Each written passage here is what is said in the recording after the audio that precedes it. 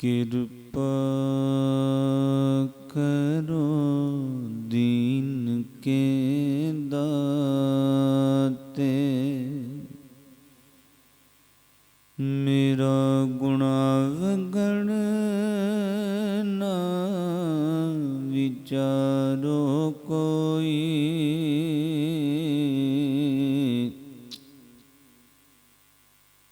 ਮਟਿ ਕਾ ਕਿਆ ਧੋਪੈ ਸੁਆਮੀ,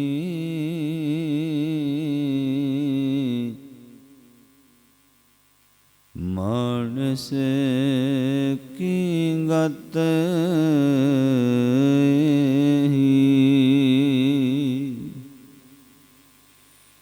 ਕੋਟ ਪਰਾਧ ਹਮਾਰੇ ਖੰਡੋ, ਅਨੇਕ ਵਿਧੀ ਸਮਝਾਓ।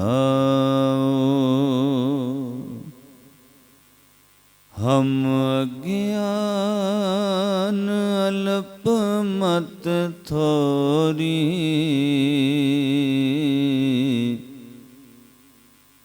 ਤੁਮ ਆਪਨ ਵਿਰਦ ਰਖਾਓ।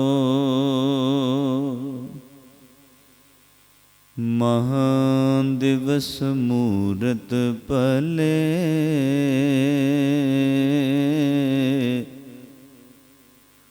ਜਿਸ ਕਉ ਨਦਰ ਕਰੇ,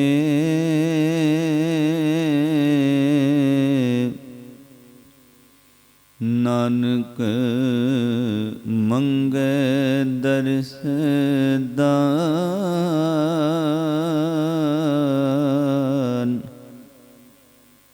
ਕਿਰਪਾ ਕਰੋ ਹਰੇ,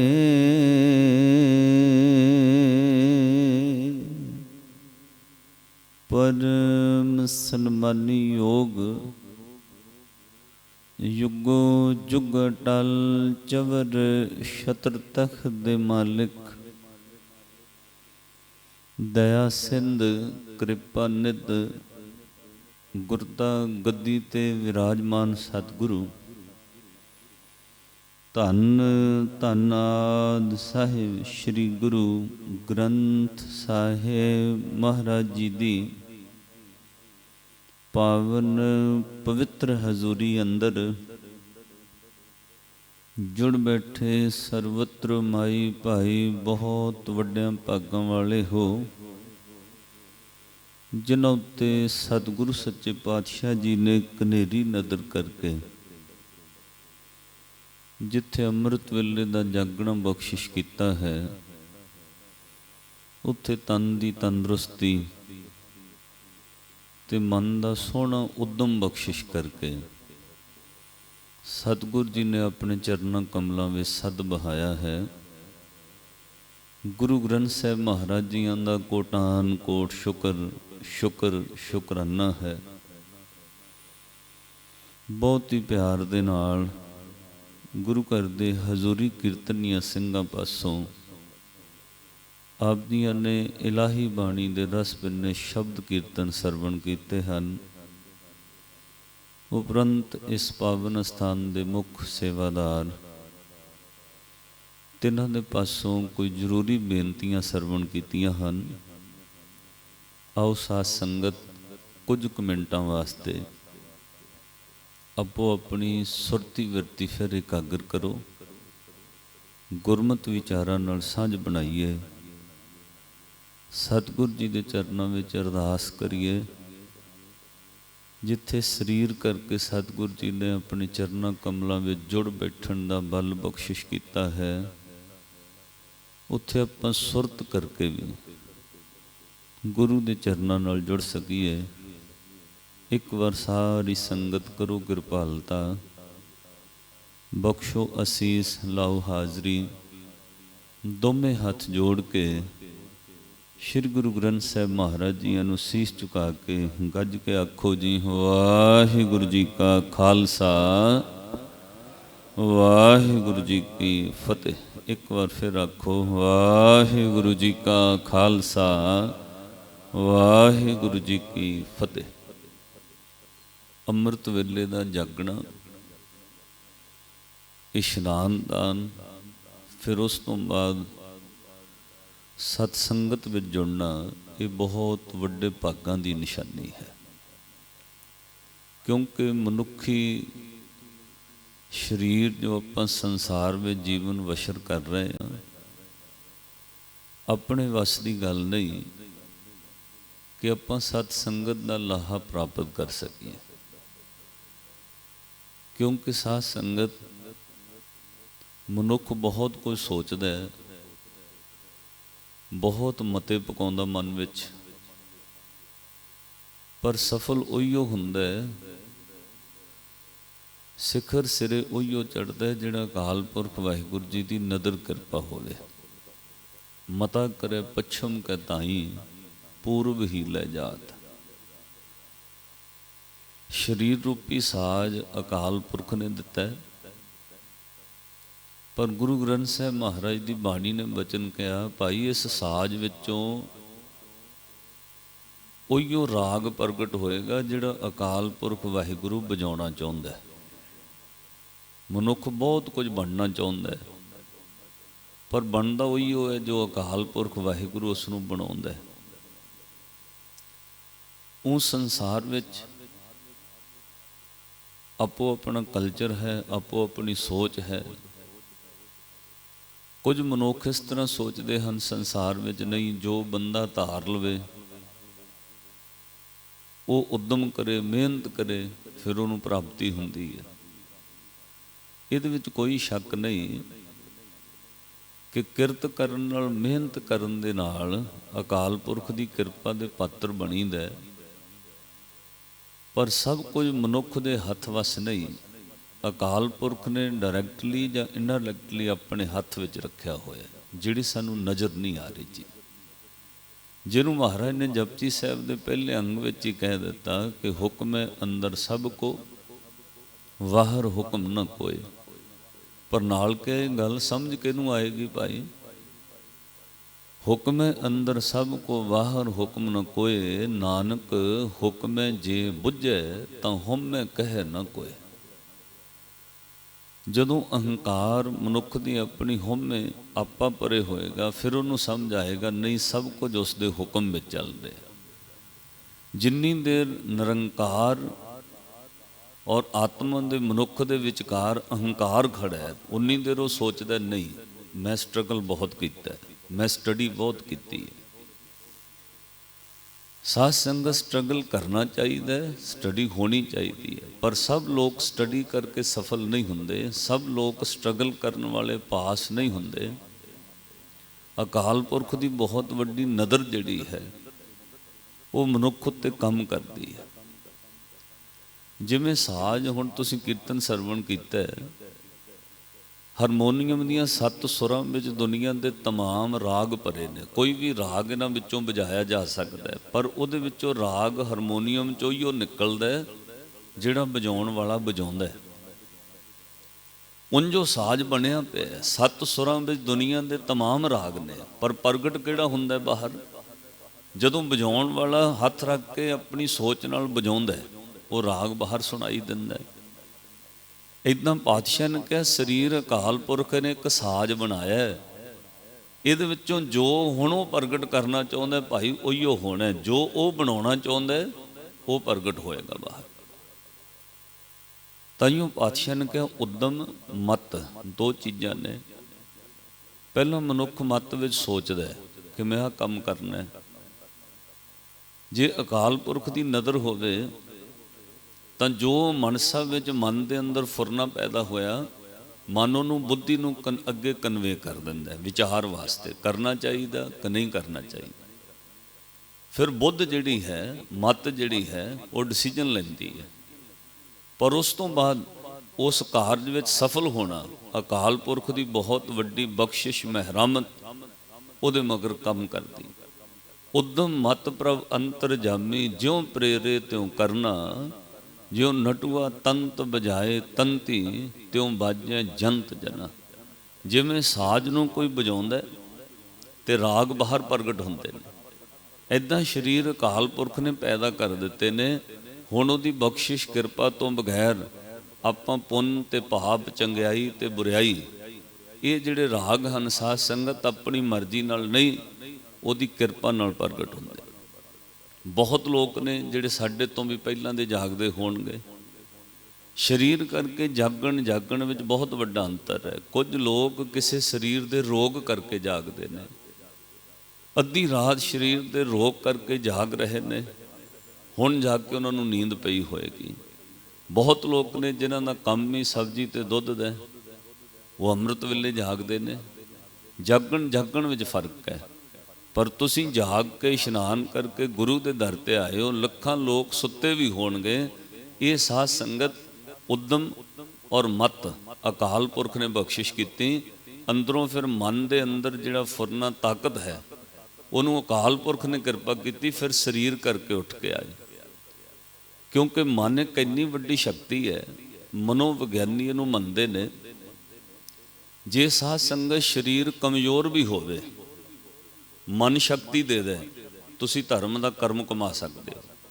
ਸਰੀਰ ਤੰਦਰੁਸਤ ਹੋਵੇ, ਮਨ ਆਪਣੀ ਤਾਕਤ ਹਾਰ ਜਾਏ, ਤੁਸੀਂ ਉਹ ਕੰਮ ਵਿੱਚ ਸਫਲ ਨਹੀਂ ਹੋ ਸਕਦੇ। ਜਿਵੇਂ ਬਹੁਤੀ ਵਾਰ ਤੁਹਾਡੀ ਜ਼ਿੰਦਗੀ ਦਾ ਇਹ ਤਜਰਬਾ ਰਹਿਣਾ, ਨੀਂਦ ਤੋਂ ਬੰਦਾ ਜਾਗ ਜਾਂਦਾ, ਜਾਗਣ ਤੋਂ ਬਾਅਦ ਉਹ ਮਨ ਕਰਕੇ ਸੋਚਦਾ ਥੋੜ੍ਹੀ ਦੇਰ ਹੋਰ ਸੌਂ ਲਈਏ, ਤਾਂ ਬਸ ਉਹ ਥੋੜ੍ਹੀ ਦੇਰ 5-10 ਮਿੰਟ ਦਾ ਆਰਾਮ ਉਹਨੂੰ ਬਹੁਤ ਲੇਟ ਕਰ ਦਿੰਦਾ। ਉਹ ਸੰਗਤ ਵੀ ਨਹੀਂ ਕਰ ਸਕੇਗਾ, ਨਿਤਨੇਮ ਵੀ ਨਹੀਂ ਹੋ ਸਕੇਗਾ। ਕਈ ਵਾਰ ਅਲਾਰਮ ਬੰਦ ਕਰਕੇ ਲੋਕ ਫਿਰ ਸੌਂ ਜਾਂਦੇ ਨੇ। ਮਨ ਇਸ ਤਰ੍ਹਾਂ ਦਾ ਆਲਸੀ ਹੈ। ਜੇ ਮਨ ਸ਼ਕਤੀ ਦੇਵੇ ਤਾਂ 4 ਘੰਟੇ ਦੀ ਨੀਂਦ ਵੀ ਜਿਹੜੀ ਹੈ ਸਾਧ ਸੰਗਤ ਤੋਂ ਤੁਹਾਡੇ ਸਰੀਰ ਨੂੰ ਫਿਰ ਉਸੇ ਤਰ੍ਹਾਂ ਤੰਦਰੁਸਤ ਕਰ ਦੇਗੀ, ਸ਼ਕਤੀ ਦੇ ਦੇਗੀ। ਜੇ ਸਰੀਰ ਅੰਦਰੋਂ ਮਨ ਕਰਕੇ ਤੁਸੀਂ ਆਲਸੀ ਹੋ ਗਏ, ਭਾਵੇਂ 10 ਘੰਟੇ ਰਜਾਈ ਵਿੱਚ ਸੁੱਤੇ ਰਹੋ, ਤੁਹਾਡੀ ਨੀਂਦ ਨਹੀਂ ਪੂਰੀ ਹੋ ਸਕਦੀ। ਤਾਂ ਮਹਾਰਾਜ ਨੇ ਕਿਹਾ ਇਹ ਮਨ ਸ਼ਕਤੀ, ਇਹ ਮਨ ਸੀਓ, ਇਹ ਮਨ ਪੰਚ ਤਤ ਕੋ ਜੀਓ, ਇਹ ਮਨ ਲੈ ਜੋ ਉਨ ਮਨ ਰਹਿ ਤੋ 3 ਲੋਕ ਕੀ ਬਾਤੰਕ ਹੈ। ਮਹਾਰਾਜ ਜੀ ਨੇ ਅੱਜ ਦਾ ਮਹੀਨਾ ਜੋ ਬਖਸ਼ਿਸ਼ ਕੀਤਾ, ਉਹਦੇ ਵਿੱਚ ਫਿਰ ਨਾਮ ਦੀ ਵਡਿਆਈ ਬਖਸ਼ਿਸ਼ ਕੀਤੀ। ਭਾਈ ਜਿਨ੍ਹਾਂ ਦਾ ਮਨ ਜਾਗਣ ਲੱਗ ਪੈਂਦਾ, ਜਿਨ੍ਹਾਂ ਦੇ ਪਿੱਛੇ ਅਕਾਲ ਪੁਰਖ ਦੀ ਕਿਰਪਾ ਬਖਸ਼ਿਸ਼ ਵਰਤਦੀ ਹੈ, ਉਹ ਫਿਰ ਸੰਸਾਰ ਦੇ ਦੁੱਖਾਂ ਤੋਂ ਰਹਿਤ ਹੋ ਜਾਂਦੇ। ਨਾਮ ਕਿੱਥੇ ਕੰਮ ਕਰਦਾ? ਤਨ ਉੱਤੇ ਵੀ ਤੇ ਮਨ ਉੱਤੇ ਵੀ। ਤੁਸੀਂ ਪੜ੍ਹੇ ਲਿਖੇ ਸੱਜਣ ਬੈਠੇ ਹੋ, 2 ਚੀਜ਼ਾਂ ਨੇ। ਜਿਸ ਚੀਜ਼ ਦਾ ਇਫੈਕਟ ਪਹਿਲਾਂ ਮਨ ਉੱਤੇ ਹੋਵੇ, ਡੈਫੀਨੇਟ ਉਹਦਾ ਅਸਰ ਤਨ ਉੱਤੇ ਵੀ ਹੁੰਦਾ। ਜਿਹਦਾ ਅਸਰ ਮਨ ਉੱਤੇ ਨਹੀਂ, ਉਹਦਾ ਅਸਰ ਤਨ ਉੱਤੇ ਵੀ ਨਹੀਂ ਹੋਏਗਾ। ਜਿਵੇਂ ਕੋਈ ਗੱਲ ਆਪਾਂ ਟੇਬਲ ਟਾਕ ਵਿੱਚ 5-4 ਸੱਜਣ ਬੈਠੇ ਹੋਣ, ਗੱਲ ਕਰਦੇ ਆ ਸਾਧ ਸੰਗਤ, ਉਹ ਗੱਲਾਂ 5-10 ਮਿੰਟ 20 ਮਿੰਟ ਚੱਲੀਆਂ, ਆਪੋ ਆਪਣੇ ਘਰ ਚਲੇ ਗਏ। ਘਰ ਜਾਣ ਤੋਂ ਬਾਅਦ ਕਈ ਵਾਰ ਉਹ ਗੱਲਾਂ ਫਿਰ ਰਿਪੀਟ ਕਰਦੇ ਹੋ ਘਰ ਵਿੱਚ ਜਾ ਕੇ, ਔਰ ਕਿਸੇ ਨਾ ਕਿਸੇ ਗੱਲ ਦਾ ਮਨ ਉੱਤੇ ਇੰਨਾ ਗੁੱਸਾ ਆਉਂਦਾ, ਫਲਾਨੇ ਬੰਦੇ ਨੇ ਆਹ ਗੱਲ ਮੈਨੂੰ ਸੁਣਾ ਕੇ ਕਹੀ, ਫਲਾਨੇ ਬੰਦੇ ਨੇ ਆਹ ਗੱਲ ਮੈਨੂੰ ਲਾ ਕੇ ਕਹੀ। ਜਦੋਂ ਉਹ 20-25 ਅੱਧੇ ਘੰਟੇ ਬਾਅਦ 20-25 ਮਿੰਟ ਬਾਅਦ ਘਰ ਜਾਂਦਾ, ਉਹਨੂੰ ਗੁੱਸਾ ਆਉਂਦਾ। ਪਰ ਜਦੋਂ ਗੱਲ ਸੁਣੀ ਸੀ ਉਦੋਂ ਕ੍ਰੋਧ ਨਹੀਂ। ਇਹਦਾ ਮਤਲਬ ਗੱਲ 20-25 ਮਿੰਟ ਅੱਧਾ ਘੰਟਾ ਪਹਿਲਾਂ ਹੋਈ ਹੈ, ਉਦੋਂ ਮਨ ਤੇ ਲੱਗੀ ਨਹੀਂ। ਜਦੋਂ ਤੁਸੀਂ ਮਨ ਵਿੱਚ ਰਿਪੀਟ ਕੀਤਾ, ਉਹ ਮਨ ਉੱਤੇ ਅਸਰ ਕਰੇ। ਜਦੋਂ ਮਨ ਤੇ ਅਸਰ ਹੋਇਆ, ਫਿਰ ਕ੍ਰੋਧ ਸ਼ੁਰੂ ਹੋ ਗਿਆ। ਹੁਣ ਉਹ ਕ੍ਰੋਧ ਚਿਹਰੇ ਉੱਤੇ ਤੇ ਅੱਖਾਂ ਵਿੱਚੋਂ ਝਲਕਦਾ। ਇਹਦਾ ਮਤਲਬ ਜਿਹੜੀ ਚੀਜ਼ ਦਾ ਅਸਰ ਮਨ ਉੱਤੇ ਹੈ, ਉਹਦਾ ਤਨ ਉੱਤੇ ਵੀ ਅਸਰ ਹੁੰਦਾ। ਜੇ ਕਿਸੇ ਗੱਲ ਦਾ ਮਨ ਉੱਤੇ ਅਸਰ ਨਹੀਂ, ਉਹਦਾ ਤਨ ਉੱਤੇ ਵੀ ਅਸਰ ਨਹੀਂ ਹੋਏਗਾ। ਪਹਿਲਾਂ ਕੋਈ ਵੀ ਚੀਜ਼ ਮਨ ਤੇ ਅਸਰ ਕਰਦੀ ਹੈ, ਫਿਰ ਉਹਦਾ ਅਸਰ, ਉਹਦਾ ਪ੍ਰਭਾਵ ਜਿਹੜਾ ਸਾਧ ਸੰਗਤ ਤੋਂ ਤਨ ਉੱਤੇ ਵੀ ਨਜ਼ਰ ਆਉਂਦਾ। ਇੱਦਾਂ ਪਾਤਸ਼ਾਹ ਨੇ ਕਿਹਾ, ਮਨ ਕਰਕੇ ਵਾਹਿਗੁਰੂ ਦਾ ਨਾਮ ਜਪ, ਜਪਦਿਆਂ ਤੇਰੇ ਮਨ ਉੱਤੇ ਵੀ ਅਸਰ ਹੋਏਗਾ, ਔਰ ਜਪੇ ਹੋਏ ਸ਼ਬਦ ਦਾ ਅਸਰ ਤੇਰੇ ਤਨ ਉੱਤੇ ਵੀ ਹੋਏਗਾ। ਆਪਾਂ ਜਿਵੇਂ ਕਹਿੰਦੇ ਜੀ ਨਾਮ ਜਪਣ ਨਾਲ ਦੁੱਖ ਕਿਵੇਂ ਹਟ ਸਕਦੇ, ਨਾਮ ਜਪਣ ਨਾਲ ਸਰੀਰ ਤੰਦਰੁਸਤ ਕਿਵੇਂ ਹੋ ਸਕਦਾ? ਸਾਧ ਸੰਗਤ ਸ਼ਬਦ ਹੀ ਹੈ। ਕਿਸੇ ਦਾ ਬੋਲਿਆ ਹੋਇਆ ਸ਼ਬਦ ਪਹਿਲਾਂ ਤੁਹਾਡੇ ਮਨ ਨੂੰ ਦੁਖੀ ਕਰਦਾ, ਫਿਰ ਤੁਹਾਡੇ ਚਿਹਰੇ ਤੇ ਅੱਖਾਂ ਵਿੱਚੋਂ ਕ੍ਰੋਧ ਨਜ਼ਰ ਆਉਂਦਾ, ਇਦਾਂ ਮਨ ਉੱਤੇ ਸ਼ਬਦ ਦਾ ਅਸਰ ਫਿਰ ਤਨ ਨੂੰ ਕ੍ਰੋਧਿਤ ਕਰ ਦਿੰਦਾ ਹੈ। ਇਸੇ ਤਰ੍ਹਾਂ ਗੁਰੂ ਦੇ ਸ਼ਬਦ ਦਾ ਅਸਰ ਪਹਿਲਾਂ ਮਨ ਨੂੰ ਸ਼ਾਂਤ ਕਰਦਾ ਹੈ, ਬਾਅਦ ਵਿੱਚ ਤਨ ਦੇ ਰੋਗ ਵੀ ਹਟਣ ਲੱਗ ਪੈਂਦੇ। ਇਹ ਮੈਂ ਕੋਲੋਂ ਨਹੀਂ, ਪਾਤਸ਼ਾਹ ਨੇ ਬਾਣੀ ਅੰਦਰ ਬਚਨ ਕਿਹਾ, ਤੁਹਾਨੂੰ ਯਾਦ ਹੈ, ਜਿੱਥੇ ਹਜ਼ੂਰ ਕਹਿੰਦੇ ਸਿਮਰੋ ਸਿਮਰ ਸਿਮਰ ਸੁਖ ਪਾਵੋ, ਪੜੋ ਕਲ ਕਲੇਸ਼ ਤਨ ਮੈ ਮਿਟਾਵੋ। ਭਾਈ ਅਕਾਲ ਪੁਰਖ ਦਾ ਨਾਮ ਸਿਮਰ, ਤੇਰੇ ਤਨ ਤੇ ਮਨ ਉੱਤੇ ਅਸਰ ਹੋਏਗਾ। ਪਹਿਲਾਂ ਮਨ ਸ਼ਾਂਤ ਹੋਏਗਾ। ਦੁਨੀਆ ਦੇ ਕਿਸੇ ਡਾਕਟਰ ਕੋਲ ਕ੍ਰੋਧ ਦੀ ਕੋਈ ਦਵਾਈ ਨਹੀਂ, ਉਹ ਤੁਹਾਨੂੰ ਬੀਪੀ ਦੀ ਬਲੱਡ ਪ੍ਰੈਸ਼ਰ ਦੀ ਦਵਾਈ ਦੇ ਸਕਦਾ ਹੈ, ਪਰ ਸਾਧ ਸੰਗਤ ਕੋਈ ਡਾਕਟਰ ਕੋਲ ਜਾ ਕੇ ਕਵੇ ਜੀ ਮੈਨੂੰ ਕ੍ਰੋਧ ਬਹੁਤ ਆਉਂਦਾ, ਇਹਦੀ ਕੋਈ ਮੈਡੀਸਨ ਨਹੀਂ। ਇਹਦਾ ਇਲਾਜ ਇੱਕੋ ਚੀਜ਼ ਨਾਲ ਹੈ। ਪਾਤਸ਼ਾਹ ਕਹਿੰਦੇ ਤੇਰੇ ਮਨ ਵਿੱਚੋਂ ਕਾਮ ਤੇ ਕ੍ਰੋਧ ਮਿਟ ਸਕਦਾ ਹੈ ਜਾਂ ਆਪਣੇ ਗੁਰੂ ਦਾ ਸ਼ਬਦ ਧਿਆਨ ਧਰ ਕੇ ਜਪ। ਜਿੱਦਣ ਗੁਰੂ ਨੂੰ ਜਪਣ ਲੱਗ ਜਾਏਗਾ ਉਦਣ ਮਨ ਵਿੱਚੋਂ ਕ੍ਰੋਧ ਵੀ ਸ਼ਾਂਤ ਹੋ ਜਾਏਗਾ, ਵਿਕਾਰ ਵੀ ਮਿਟ ਜਾਣਗੇ। ਇਹ ਤਾਂ ਦੁਨਿਆਵੀ ਤੌਰ ਤੇ, ਹੋਰ ਇਹਦੀ ਕੋਈ ਦਵਾਈ ਨਹੀਂ। ਮਨਸਾ ਕਰ ਸਿਮਰੰਤ ਤੁਝੇ ਨਰ ਕਾਮ ਕ੍ਰੋਧ ਮਿਟਿਓ, ਜੋ ਤਿਣ ਮਨ ਕਰਕੇ ਕੋਈ ਗੁਰੂ ਨੂੰ ਸਿਮਰੇ ਉਹਦੇ ਮਨ ਵਿੱਚੋਂ ਕ੍ਰੋਧ ਤੇ ਮਨ ਦੀਆਂ ਵਾਸ਼ਨਾਵਾਂ ਮਿਟਦੀਆਂ। ਇਸ ਲਈ ਮਹਾਰਾਜ ਨੇ ਕਿਹਾ ਸਿਮਰੋ ਸਿਮਰ ਸਿਮਰ ਸੁਖ ਪਾਵੋ, ਕਲ ਕਲੇਸ਼ ਤਨ ਮੈ ਮਿਟਾਵੋ। ਤਾਂ ਅੱਜ ਗੁਰੂ ਅਰਜਨ ਦੇਵ ਮਹਾਰਾਜ ਜੀਆਂ ਨੇ ਬਚਨ ਕਹੇ, ਭੋਖ ਤੁਖਾਰ ਨਾ ਵਿਆਪਈ।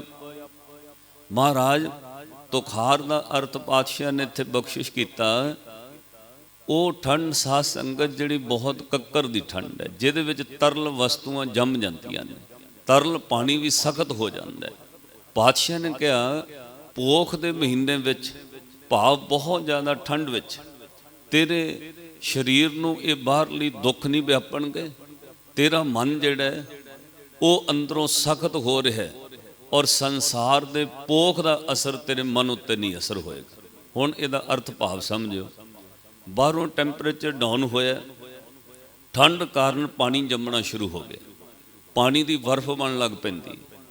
ਔਰ ਸਾਧ ਸੰਗਤ ਜਦੋਂ ਪਾਣੀ ਬਰਫ਼ ਬਣਨ ਲੱਗ ਜਾਏ, ਉਹ ਤਰਲ ਵਸਤੂ ਇੱਕ ਜਗ੍ਹਾ ਤੇ ਪਹਿਲਾਂ ਜੰਮਦੀ ਰੁਕਦੀ ਹੈ, ਫਿਰ ਉਹ ਪਾਣੀ ਸਖਤ ਰੂਪ ਧਾਰਨ ਕਰ ਲੈਂਦਾ। ਇਹੀਓ ਚੀਜ਼ ਪਾਤਸ਼ਾਹ ਨੇ ਕਿਹਾ, ਭਾਈ ਸੰਸਾਰ ਦਾ ਪੋਖ ਜਦੋਂ ਤੇਰੇ ਮਨ ਤੇ ਅਸਰ ਕਰੇਗਾ, ਇਹ ਮਨ ਸੰਸਾਰ ਵਿੱਚ ਰੁਕਣ ਲੱਗ ਜਾਏਗਾ। ਆ ਮੇਰਾ ਦੁਸ਼ਮਣ ਹੈ, ਆ ਬਹਿਰੀ ਹੈ, ਕਿਸੇ ਮੋਹ ਕਰਕੇ, ਕਿਸੇ ਵਿਕਾਰਾਂ ਕਰਕੇ, ਕਿਸੇ ਈਰਖਾ ਦਵੈਸ਼ ਕਰਕੇ, ਕਿਸੇ ਜੈਲਸੀ ਕਰਕੇ ਬਾਰ-ਬਾਰ ਤੁਹਾਡੀ ਸੁਰਤ ਤੋਂ ਜਗ੍ਹਾ ਤੇ ਰੁਕਣ ਲੱਗ ਜਾਏਗੀ। ਜਦੋਂ ਸੁਰਤ ਇੱਕ ਜਗ੍ਹਾ ਤੇ ਰੁਕਣ ਲੱਗ ਜਾਏ, ਉੱਥੇ ਸੁਰਤ ਸਖਤ ਹੋਣ ਲੱਗ ਪੈਂਦੀ। ਰੁਕਿਆ ਹੋਇਆ ਪਾਣੀ ਮੈਲਾ ਵੀ ਹੁੰਦਾ, ਰੁਕਿਆ ਹੋਇਆ ਪਾਣੀ ਸਖਤ ਵੀ ਹੋ ਜਾਂਦਾ।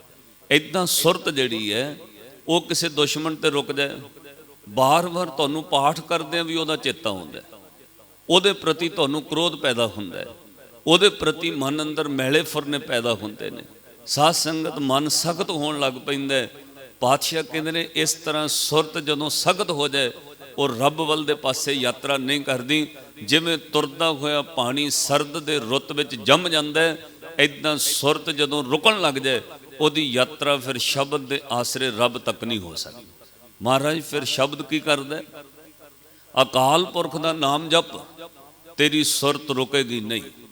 ਅਕਾਲ ਪੁਰਖ ਦਾ ਨਾਮ ਜਪ, ਤੇਰੀ ਸੁਰਤ ਮੈਲੀ ਨਹੀਂ ਹੋਏਗੀ। ਅਕਾਲ ਪੁਰਖ ਦਾ ਨਾਮ ਜਪ, ਸਤਨਾਮ ਸ੍ਰੀ ਵਾਹਿਗੁਰੂ। ਕਹਿੰਦੇ ਨੇ ਤੇਰੀ ਸੁਰਤ ਆਪਣੀ ਮੰਜ਼ਿਲ ਵੱਲ ਤੁਰ ਪੈਗੀ, ਉਹ ਰਸਤੇ ਵਿੱਚ ਉਹਨੂੰ ਪੋਖ ਤੁਖਾਰ ਨਹੀਂ ਵਿਆਪੇਗਾ, ਨਹੀਂ ਤਾਂ ਸੁਰਤ ਸੰਸਾਰ ਤੇ ਰੁਕਣ ਲੱਗ ਪੈਂਦੀ। ਆ ਸਤ ਸੰਗਤ ਵਿੱਚ ਹੁਣ ਬੈਠਣ ਦਾ ਕੀ ਪਰਪਸ ਹੈ? ਇੱਥੇ ਰੋਜ਼ ਉੱਠ ਕੇ ਕਿਉਂ ਆਉਣਾ? ਪਾਤਸ਼ਾਹ ਨੇ ਕਿਹਾ ਸਤ ਸੰਗਤ ਵਿੱਚ ਬੈਠਿਆਂ ਸੁਰਤ ਨਿਰਮਲ ਹੁੰਦੀ ਹੈ। ਜਦੋਂ ਸਤ ਸੰਗਤ ਵਿੱਚ ਆਓਗੇ, ਇਹ ਰੋਜ਼ ਜਪਣ ਨਾਲ ਹੋਣਾ ਕਿ ਨਾ ਕੋ ਬੈਰੀ ਨਹੀਂ ਬੇਗਾਨਾ, ਸਗਲ ਸੰਗ ਹਮ ਕੋ ਬਣ ਆਈ। ਇਹ ਰੋਜ਼ ਜਪਣ ਨਾਲ ਹੋਣਾ ਕਿ ਤੁਹਾਡੀ ਸੁਰਤ ਤਰਲ ਅਵਸਥਾ ਵਿੱਚ ਇੰਨੀ ਨਿਰਮਲ ਰਹੇਗੀ, ਨਾ ਕਿਸੇ ਦੁਸ਼ਮਣ ਤੇ ਰੁਕਦੀ ਹੈ, ਨਾ ਕਿਸੇ ਬੁਰੇ ਵਿਕਾਰ ਤੇ ਰੁਕਦੀ ਹੈ। ਪਾਤਸ਼ਾਹ ਨੇ ਬਚਨ ਕਹੇ, ਪੋਖ ਤੁਖਾਰ ਨਾ ਵਿਆਪਈ, ਕੰਠ ਮਿਲਿਆ ਹਰ ਨਾਹ।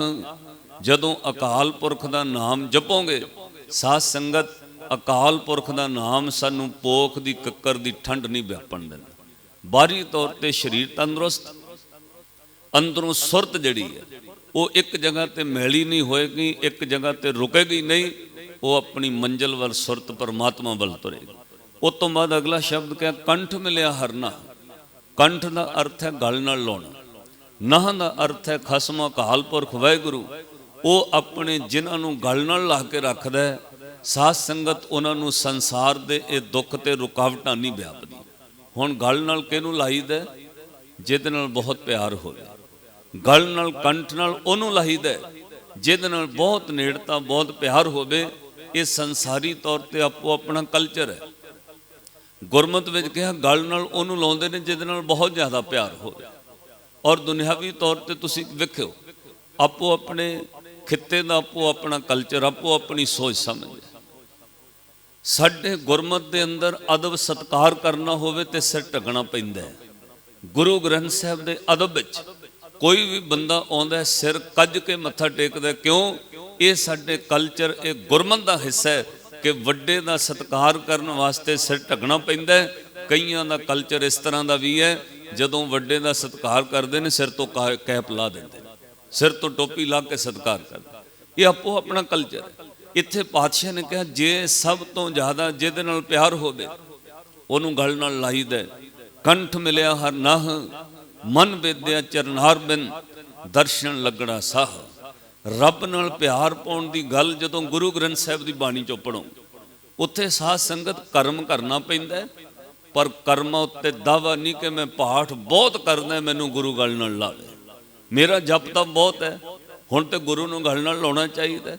ਮੈਂ ਤੇ ਬਹੁਤ ਰਹਿਤਬੰਦ ਬੜਾ ਵੱਡਾ ਦਾਨੀ ਸਿੱਖ ਹੈ, ਹੁਣ ਤੇ ਗੁਰੂ ਮੈਨੂੰ ਪਿਆਰ ਜ਼ਰੂਰ ਕਰੇਗਾ।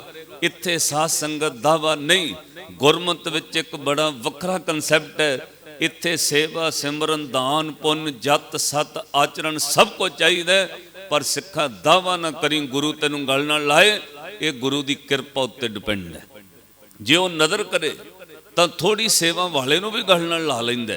ਜੇ ਉਹਦੀ ਨਜ਼ਰ ਨਹੀਂ, ਇੱਥੇ ਬਹੁਤੀ ਸੇਵਾ ਦੇ ਡੰਕੇ ਮਾਰਨ ਵਾਲੇ ਬੰਦੇ ਵੀ ਫੇਲ ਹੋ ਜਾਂਦੇ।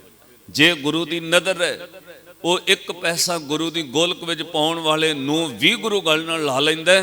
ਜੇ ਗੁਰੂ ਦੀ ਨਜ਼ਰ ਨਹੀਂ, ਵਿੱਚ ਅਹੰਕਾਰ ਆ ਜਾਏ, ਇੱਥੇ ਦਾਵਾ ਕੋਈ ਨਹੀਂ, ਲੱਖਾਂ ਰੁਪਈਆ ਦਾਨ ਕਰਨ ਵਾਲੇ ਵੀ ਗੁਰੂ ਤੋਂ ਦੂਰ ਰਹਿ ਜਾਂਦੇ ਨੇ। ਸਾਧ ਸੰਗਤ ਜੇ ਗੁਰੂ ਦੀ ਨਜ਼ਰ ਕਿਰਪਾ ਹੈ, ਇੱਕ ਜਪਜੀ ਸਾਹਿਬ ਦਾ ਪਾਠ ਕਰਨ ਵਾਲੇ ਨੂੰ ਵੀ ਗੁਰੂ ਗਲ ਨਾਲ ਲਾ ਸਕਦਾ ਹੈ। ਜੇ ਗੁਰੂ ਦੀ ਨਜ਼ਰ ਕਿਰਪਾ ਨਹੀਂ, ਕੋਈ ਪਾਠ ਕਰਕੇ ਦਾਵਾ ਕਰੇ ਜੀ ਮੈਂ ਇੰਨੀਆਂ ਬਾਣੀਆਂ ਪੜ੍ਹਨਾ, ਇਹ ਜ਼ਰੂਰੀ ਨਹੀਂ ਗੁਰੂ ਉਹਨੂੰ ਗਲ ਨਾਲ ਲਾਵੇ, ਕਿਉਂਕਿ ਸਭ ਕੁਝ ਕਿਰਪਾ ਤੇ ਡਿਪੈਂਡ ਹੈ। ਇੱਥੇ ਬਾਹਰਲੀ ਕਿਰਤ ਕਰਮ ਦਾ ਕੋਈ ਹਿਸਾਬ ਨਹੀਂ। ਦਾਵਾ ਕਰਕੇ ਕਵੇ ਜੀ ਮੈਂ ਇੰਨੇ ਕਰਮ ਕਰਨੇ। ਤਾਈਓ ਪਾਤਸ਼ਾਹ ਨੇ ਰਹਿਰਾਸ ਦੀ ਬਾਣੀ ਵਿੱਚ ਕਿਹਾ ਸਿੱਖਾ ਤੇਰਾ ਆਚਰਣ ਵੀ ਉੱਚਾ ਹੋਵੇ, ਤੂੰ ਜਪ ਤਪ ਵੀ ਕਰੇ, ਪੂਜਾ ਪਾਠ ਵੀ ਕਰੇ, ਪਰ ਜੇ ਚਾਹੁੰਨੇ ਕੰਠ ਮਿਲਿਆ ਹਰ ਨਾਹ, ਗੁਰੂ ਤੈਨੂੰ ਗਲ ਨਾਲ ਲਾਵੇ, ਫਿਰ ਇਹ ਦਾਵਾ ਨਾ ਕਰੀ ਮੈਂ ਪਾਠ ਕੀਤਾ। ਤੈਨੂੰ ਅਰਦਾਸ ਕਰਨੀ ਪੈਗੀ ਜਪ ਤਪ ਸੰਜਮ ਧਰਮ ਨਾ ਕਮਾਇਆ, ਸੇਵਾ ਸਾਧ ਨਾ ਜਾਣਿਆ ਹਰ ਰਾਇਆ, ਕਹੋ ਨਾਨਕ ਹਮ ਨੀਚ ਕਰਮਾਂ ਸ਼ਰਨ ਪਰੇ ਕੀ ਰੱਖੋ ਸ਼ਰਨ। ਇੱਥੇ ਦਾਵਾ ਕੋਈ ਨਹੀਂ, ਆਚਰਣ ਉੱਚਾ ਰੱਖਣੇ, ਪਰ ਦਾਵਾ ਨਾ ਕਰਦੀ ਮੈਂ ਉੱਚਾ ਕਰ ਦੇ। ਅਰਦਾਸ ਕਰੀ ਕਿ ਨਾ ਹੋ ਜਤੀ ਸਤੀ ਨਹੀਂ ਪੜਿਆ, ਪੜੋ ਨਾ ਹੋ ਜਤੀ ਸਤੀ ਨਹੀਂ ਪੜਿਆ, ਮੂਰਖ ਮੁਗਦਾ ਜਨਮ ਪਿਆ, ਪ੍ਰਣਵਤ ਨਾਨਕ ਤਿਨ ਕੀ ਸ਼ਰਣਾ ਜਿਨ ਤੂੰ ਨਾਹੀ ਵਿਸਰਿਆ। ਇੱਥੇ ਅਰਦਾਸ ਕਰਨੀ ਪੈਂਦੀ ਹੈ, ਲਿਖੇ ਕਤੈ ਨਾ ਛੁੱਟੀ ਹੈ। ਮਹਾਰਾਜ ਅਸੀਂ ਹਿਸਾਬ ਕਰਨ ਲੱਗੀ ਨਾ ਵੀ ਇੰਨੇ ਪਾਠ ਕੀਤੇ, ਆ ਮੇਰੇ ਇੰਨੇ ਗੁਣ ਨੇ, ਜਦੋਂ ਰੱਬ ਨੇ ਔਗਣ ਸਾਹਮਣੇ ਰੱਖਣੇ ਤੇ ਸਾਧ ਸੰਗਤ ਸ਼ਾਇਦ ਇੱਕ ਵੀ ਗੁਣ ਲਿਖੇ ਵਿੱਚ ਨਾ ਪਵੇ। ਇਸ ਲਈ ਅਰਦਾਸ ਕਰੀ। ਆਪਾਂ ਨੂੰ ਸਿਰਫ ਆਪਣੇ ਗੁਣ ਦਿਸਦੇ ਨੇ, ਦੂਜਿਆਂ ਦੇ ਔਗਣ ਦਿਸਦੇ ਨੇ, ਪਰ ਗੁਰੂ ਕੋਲ ਦੋਵਾਂ ਚੀਜ਼ਾਂ ਦਾ ਹਿਸਾਬ ਹੈ। ਗੁਰੂ ਤੇਰੇ ਗੁਣ ਵੀ ਵੇਖ ਰਿਹਾ, ਤੇਰੇ ਔਗਣ ਵੀ ਵੇਖ ਰਿਹਾ। ਜੇ ਤੂੰ ਚਾਹੁੰਦਾ ਕੰਠ ਮਿਲਿਆ ਹਰ ਨਾਹ ਦੀ ਅਵਸਥਾ ਬਣੇ, ਫਿਰ ਤੈਨੂੰ ਕਹਿਣਾ ਪੈਣਾ ਗੁਰੂ ਦੇ ਅੱਗੇ ਕਿ ਹਮ ਅਵਗਣ ਭਰੇ ਏਕ ਗੁਣ ਨਾਹੀ, ਅੰਮ੍ਰਿਤ ਛਾੜ ਬਿਖੈ ਬਿਖ ਖਾਈ, ਮਾਇਆ ਮੋਹ ਭਰਮ ਪੈ ਭੁੱਲੇ ਸੁਧ ਧਾਰਾ ਸਿਉ ਪ੍ਰੀਤ ਲਗਾਏ। ਫਿਰ ਅਰਦਾਸ ਕਰਨੀ ਪੈਣੀ ਲਿਖੇ ਕਤੈ ਨਾ ਛੁੱਟੀ ਹੈ, ਕਰੋ ਲਿਖੇ ਕਤੈ ਨਾ ਛੁੱਟੀ ਹੈ, ਖਿਨ ਖਿਨ ਭੁੱਲਣ ਹਾਰ, ਬਖਸ਼ਣ ਹਾਰ ਬਖਸ਼ ਲੈ, ਨਾਨਕ ਪਾਰ ਉਤਾਰ। ਕਿਉਂਕਿ ਕੋਈ ਬੰਦਾ ਪਰਫੈਕਟ ਨਹੀਂ, ਸਾਰੀ ਦੁਨੀਆ ਇੰਪਰਫੈਕਟ ਹੈ। ਕੋਈ ਨਾ ਕੋਈ ਘਾਟ, ਕੋਈ ਔਗਣ, ਕੋਈ ਗਲਤੀ ਹਰ ਇਨਸਾਨ ਤੋਂ ਹੁੰਦੀ ਹੈ। ਇਸ ਲਈ ਕਦੇ ਦਾਵਾ ਨਾ ਕਰੇ ਜੀ ਮੈਂ ਤੇ ਕਦੇ ਗਲਤੀ ਨਹੀਂ ਕੀਤੀ। ਇੱਕ ਫਕੀਰ ਪੰਚਤੰਤਰ ਗ੍ਰੰਥ ਵਿੱਚ ਕਥਾ ਆਈ, ਕਹਿੰਦੇ ਨੇ ਜਦੋਂ ਤੋਂ ਸੁਰਤ ਸੰਭਾਲੀ ਸਾਧੂਆਂ ਨਾਲ ਰਲ ਗਿਆ, ਬਚਪਨ ਤੋਂ ਜਵਾਨੀ, ਜਵਾਨੀ ਤੋਂ ਬੁਢੇਪਾ ਹੋ ਗਿਆ, ਸਾਧੂਆਂ ਦੀ ਸੰਗਤ ਵਿੱਚ ਹੀ ਉਮਰ ਗੁਜ਼ਰ ਗਈ, ਸਾਧੂ ਬਣਿਆ ਰਿਹਾ, ਜ਼ਿੰਦਗੀ 'ਚ ਕੋਈ ਵੀ ਅਪਰਾਧ, ਕੋਈ ਪਾਪ ਨਾ ਕੀਤਾ। ਜਦੋਂ ਬਿਰਧ ਅਵਸਥਾ ਹੋਈ, ਕਿਸੇ ਰਾਜੇ ਦੀ ਰਿਆਸਤ ਵਿੱਚ ਬਹੁਤ ਪਹੁੰਚਿਆ ਹੋਇਆ ਸਾਧੂ ਪਹੁੰਚ ਗਿਆ, ਬਣ ਗਿਆ। ਉਹ ਸੁਰਤ ਕਰਕੇ ਮਸਤਾਨਾ ਹੋ ਗਿਆ, ਬੜੀ ਭਗਤੀ, ਬੜੀ ਬੰਦਗੀ। ਕਿਸੇ ਰਾਜੇ ਦੀ ਰਿਆਸਤ ਵਿੱਚ ਗਿਆ ਤੇ ਉਹਦੇ ਸਿਪਾਹੀਆਂ ਪਕੜ ਲਏ। ਉਹਨਾਂ ਪਕੜ ਕੇ ਕਿਹਾ ਬਾਬਾ ਰਾਜੇ ਨੂੰ ਨਮਸਕਾਰ ਕਰ, ਇਹ ਰਾਜਾ ਹੈ। ਤੇ ਸਾਧੂ ਨੇ ਜਵਾਬ ਦਿੱਤਾ ਮੈਂ ਦੁਨੀਆ ਦੇ ਕਿਸੇ ਰਾਜੇ ਅੱਗੇ ਨਹੀਂ ਝੁਕਦਾ, ਮੇਰਾ ਰਾਜਾ ਕੋਈ ਹੋਰ ਹੈ। ਮੈਂ ਕਿਸੇ ਰਾਜੇ ਅੱਗੇ ਸਿਰ ਨਹੀਂ ਝੁਕਾਉਂਦਾ, ਮੇਰਾ ਰਾਜਾ ਕੋਈ ਹੋਰ ਹੈ। ਸਾਧ ਸੰਗਤ ਜਿਹੜੇ ਇੱਕ ਬੇਪਰਵਾਹ ਉੱਤੇ ਆਸ ਰੱਖਦੇ ਨੇ, ਉਹਨਾਂ ਦੇ ਸਿਰ ਦੁਨੀਆ ਦੇ ਰਾਜਿਆਂ ਅੱਗੇ ਕਦੇ ਨਹੀਂ ਝੁਕਦੇ, ਕਿਉਂਕਿ ਉਹਨਾਂ ਨੂੰ ਖੁਦ ਸੱਚਾ ਪਾਤਸ਼ਾਹ ਆਪਣੇ ਵਰਗਾ ਬਣਾ ਲੈਂਦਾ। ਰੰਗ ਹੱਸੈ ਰੰਗ ਰੋਵੇ, ਚੁੱਪ ਵੀ ਕਰ ਜਾਹੇ, ਪਰਵਾਹ ਨਹੀਂ ਕਿਸੇ ਤੇਰੀ ਬਾਝ ਸੱਚੇ ਨਾ।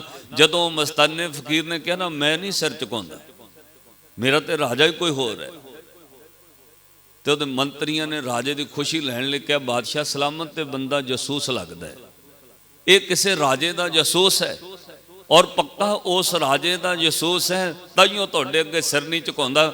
ਹੰਕਾਰੀ ਰਾਜੇ ਨੇ ਗੁੱਸੇ ਵਿੱਚ ਕੋਈ ਵਿਚਾਰ ਨਾ ਕੀਤੀ, ਉਹਨੇ ਕਿਹਾ ਜਾਸੂਸ ਨੂੰ ਫਾਂਸੀ ਉੱਤੇ ਟੰਗ ਦੇ।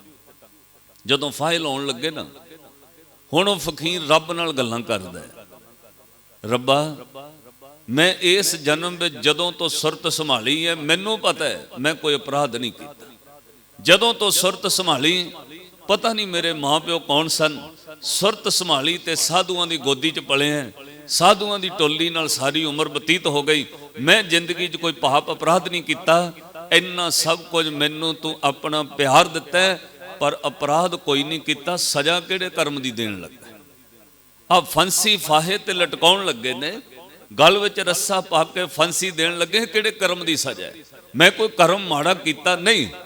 ਤੇ ਕਹਿੰਦੇ ਨੇ ਰੱਬ ਨਾਲ ਗੱਲਾਂ ਕਰਦਾ, ਤੇ ਰੱਬ ਨੇ ਫਿਰ ਪ੍ਰਗਟ ਹੋ ਕੇ ਸੁਰਤ ਵਿੱਚ ਸਮਝਾਇਆ ਫਕੀਰ ਨੂੰ, ਤੇਰਾ ਕਰਮ ਇੱਕ ਹੈ ਜਿਹੜਾ ਤੈਨੂੰ ਯਾਦ ਨਹੀਂ, ਬਚਪਨ ਵਿੱਚ ਤੇ ਤੋਂ ਪਾਪ ਹੋ ਗਏ। ਕਿਹੜਾ ਪਾਪ ਕੀਤਾ? ਰੱਬ ਨੇ ਉਹ ਰੀਲ ਵਿਖਾ ਦਿੱਤੀ। ਸਾਧ ਸੰਗਤ ਆਪਣਾ ਸੁਭਾਅ ਹੈ, ਆਪਾਂ ਗਲਤੀ ਕਰਕੇ ਪਹਿਲਾਂ ਮੁੱਕਰੀਦਾ, ਮੈਂ ਨਹੀਂ ਕੀਤੀ ਚੋਰੀ। ਜੇ ਕੋਈ ਰਿਕਾਰਡਿੰਗ ਦਿਖਾ ਵੀ ਦੇ, ਜਿੰਨੀ ਦੇਰ ਬਿਲਕੁਲ ਸਾਫ਼ ਸ਼ਕਲ ਨਾ ਸਾਹਮਣੇ ਆ ਜਾਏ ਉਨੀ ਦੇਰ ਬੰਦਾ ਮੰਨਣ ਨੂੰ ਤਿਆਰ ਨਹੀਂ।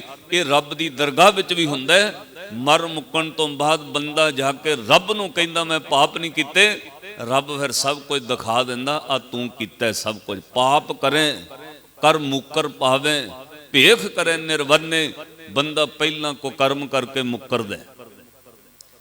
ਕਹਿੰਦੇ ਨੇ ਜਦੋਂ ਉਹ ਫਕੀਰ ਕਹਿੰਦਾ ਮੈਂ ਤੇ ਕੀਤਾ ਹੀ ਨਹੀਂ, ਕਹਿੰਦੇ ਨੇ ਰੱਬ ਨੇ ਉਹ ਰੀਲ ਵਿਖਾ ਦਿੱਤੀ, ਬਚਪਨ ਵਿੱਚ ਆ ਵੇਖ, ਤੇਰੀ ਛੋਟੀ ਜਿਹੀ ਉਮਰ ਹੈ, ਫੁੱਲਾਂ ਤੇ ਬੈਠੀ ਤਿਤਲੀ ਤੂੰ ਹੱਥਾਂ ਨਾਲ ਪਕੜ ਲਈ, ਉਸੇ ਟਾਹਣੀ ਤੋਂ ਕੰਡਾ ਤੋੜਿਆ, ਨਿੱਕੀ ਜਿਹੀ ਤਿਤਲੀ ਦੇ ਤੂੰ ਅੱਖਾਂ ਭੰਨ ਦਿੱਤੀਆਂ। ਤੇਰੇ ਹੱਥ ਵਿੱਚ ਇੱਕ ਹੱਥ 'ਚ ਕੰਡਾ ਸੀ, ਤਿਤਲੀ ਦੀਆਂ ਅੱਖਾਂ ਵਿੱਚ ਉਹ ਸੂਲ ਮਾਰ ਕੇ ਉਹਨੂੰ ਮਾਰ ਦਿੱਤਾ। ਉਸੇ ਕਰਮ ਦੀ ਸਜ਼ਾ ਮਿਲ ਰਹੀ ਹੈ, ਤੇਰਾ ਅੰਤਮ ਸਮਾਂ ਫਾਂਸੀ ਤੇ ਲਟਕ ਕੇ ਆ ਰਿਹਾ। ਕਹਿੰਦੇ ਨੇ ਫਕੀਰ ਨੇ ਰੱਬ ਨੂੰ ਕਿਹਾ ਰੱਬ ਜੀ ਇਹ ਤਾਂ ਅਨਿਆਂ ਹੈ, ਨਿਆਂ ਨਹੀਂ ਹੈ। ਰੱਬਾ ਇਹ ਤੂੰ ਨਿਆਂ ਨਹੀਂ ਕਰ ਰਹੇ, ਅਨਿਆਂ ਕਰ ਰਹੇ। ਉਹ ਪਾਪ ਮੈਂ ਬਚਪਨ ਵਿੱਚ ਕੀਤਾ, ਮੈਨੂੰ ਬਚਪਨ ਵਿੱਚ ਸੁਰਤ ਸੋਝੀ ਨਹੀਂ, ਬਚਪਨ ਵਿੱਚ ਕੀਤਾ ਹੋਇਆ ਅਪਰਾਧ ਉਹਦੀ ਸਜ਼ਾ ਨਹੀਂ ਮਿਲਣੀ ਚਾਹੀਦੀ। ਉਹ ਮੈਂ ਬਚਪਨ ਵਿੱਚ ਪਾਪ ਕੀਤਾ, ਉਹਦੀ ਸਜ਼ਾ ਨਹੀਂ ਮਿਲਣੀ ਚਾਹੀਦੀ। ਰੱਬਾ ਨਿਆਂ ਕਰ, ਨਿਆਂ ਕਰ। ਰੱਬ ਨੂੰ ਕਹਿ ਰਿਹਾ ਸੀ ਰੱਬਾ ਮੇਰੇ ਨਾਲ ਨਿਆਂ ਕਰ। ਫਾਂਸੀ ਤੇ ਲਟਕਾਉਣ ਲੱਗੇ, ਪਰ ਉਹ ਸਾਧੂ ਰੱਬ ਨਾਲ ਗੱਲਾਂ ਕਰਕੇ ਕਹਿ ਰਿਹਾ, ਇਹ ਅਕਾਲ ਪੁਰਖ ਰੱਬ, ਇਹ ਪਾਪ ਮੈਂ ਬਚਪਨ ਵਿੱਚ ਕੀਤਾ ਹੈ, ਇਨਸਾਫ ਕਰ, ਇਹਦੀ ਸਜ਼ਾ ਨਹੀਂ ਮਿਲਣੀ ਚਾਹੀਦੀ, ਇਨਸਾਫ ਕਰੋ, ਇਨਸਾਫ ਕਰੋ। ਇਸ ਤਰ੍ਹਾਂ ਬੋਲਦਾ ਰਿਹਾ। ਇੰਨੇ ਨੂੰ ਗਲ ਵਿੱਚ ਰੱਸਾ ਪਾ ਕੇ ਉਹਨਾਂ ਫੱਟਾ ਸੁੱਟ ਦਿੱਤਾ, ਗਲ ਘੁੱਟਿਆ ਗਿਆ, ਜੀਭ ਬਾਹਰ ਆਈ ਤੇ ਸਾਧੂ ਦੀ ਮੌਤ ਹੋ ਗਈ। ਕਹਿੰਦੇ ਨੇ ਮਰ ਕੇ ਤਾਂ ਹੁਣ ਸਿੱਧਾ ਰੱਬ ਨੂੰ ਪੇਸ਼ ਹੋਇਆ ਨਾ, ਉਹਦੀ ਭਗਤੀ ਬੰਦਗੀ ਕਰਕੇ ਅਦਬ ਹੋਇਆ। ਪਰ ਰੱਬ ਤੋਂ ਉਹ ਸਾਧੂ ਨੇ ਫਿਰ ਪੁੱਛਿਆ, ਜਿਹੜਾ ਪਾਪ ਮੈਂ ਬਚਪਨ ਵਿੱਚ ਕੀਤਾ ਉਹਦੀ ਸਜ਼ਾ ਨਹੀਂ ਸੀ ਮਿਲਣੀ ਚਾਹੀਦੀ? ਮੈਂ ਮਰਨ ਤੋਂ ਪਹਿਲਾਂ ਕਿੰਨੀ ਵਾਰ ਕਿਹਾ, ਰੱਬਾ ਇਨਸਾਫ ਕਰ, ਇਨਸਾਫ ਕਰ, ਇਨਸਾਫ ਕਰ। ਰੱਬਾ ਤੂੰ ਇਨਸਾਫ ਨਹੀਂ ਕੀਤਾ, ਫਿਰ ਵੀ ਫਾਹੇ ਤੇ ਲਟਕਾ ਦਿੱਤਾ।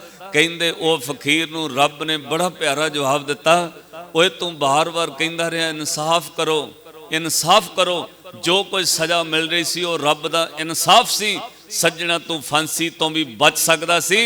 ਇੱਕ ਵਾਰ ਤਾਂ ਚੇਤੇ ਕਰਕੇ ਕਹਿ ਦਿੰਦਾ, ਰੱਬਾ ਮਾਫ ਕਰੋ, ਮਾਫ ਕਰੋ। ਤੂੰ ਇਨਸਾਫ ਕਹੀ ਗਿਆ, ਇਨਸਾਫ ਤੇ ਪਹਿਲੇ ਹੋਇਆ ਸੀ। ਇੱਕ ਵਾਰ ਕਹਿ ਦਿੰਦਾ, ਦਾਤਾ ਮੇਰੇ ਕਰਮਾਂ ਲਈ ਮਾਫ ਕਰੋ, ਤੇਰੀ ਫਾਂਸੀ ਵੀ ਟਲ ਸਕਦੀ ਸੀ।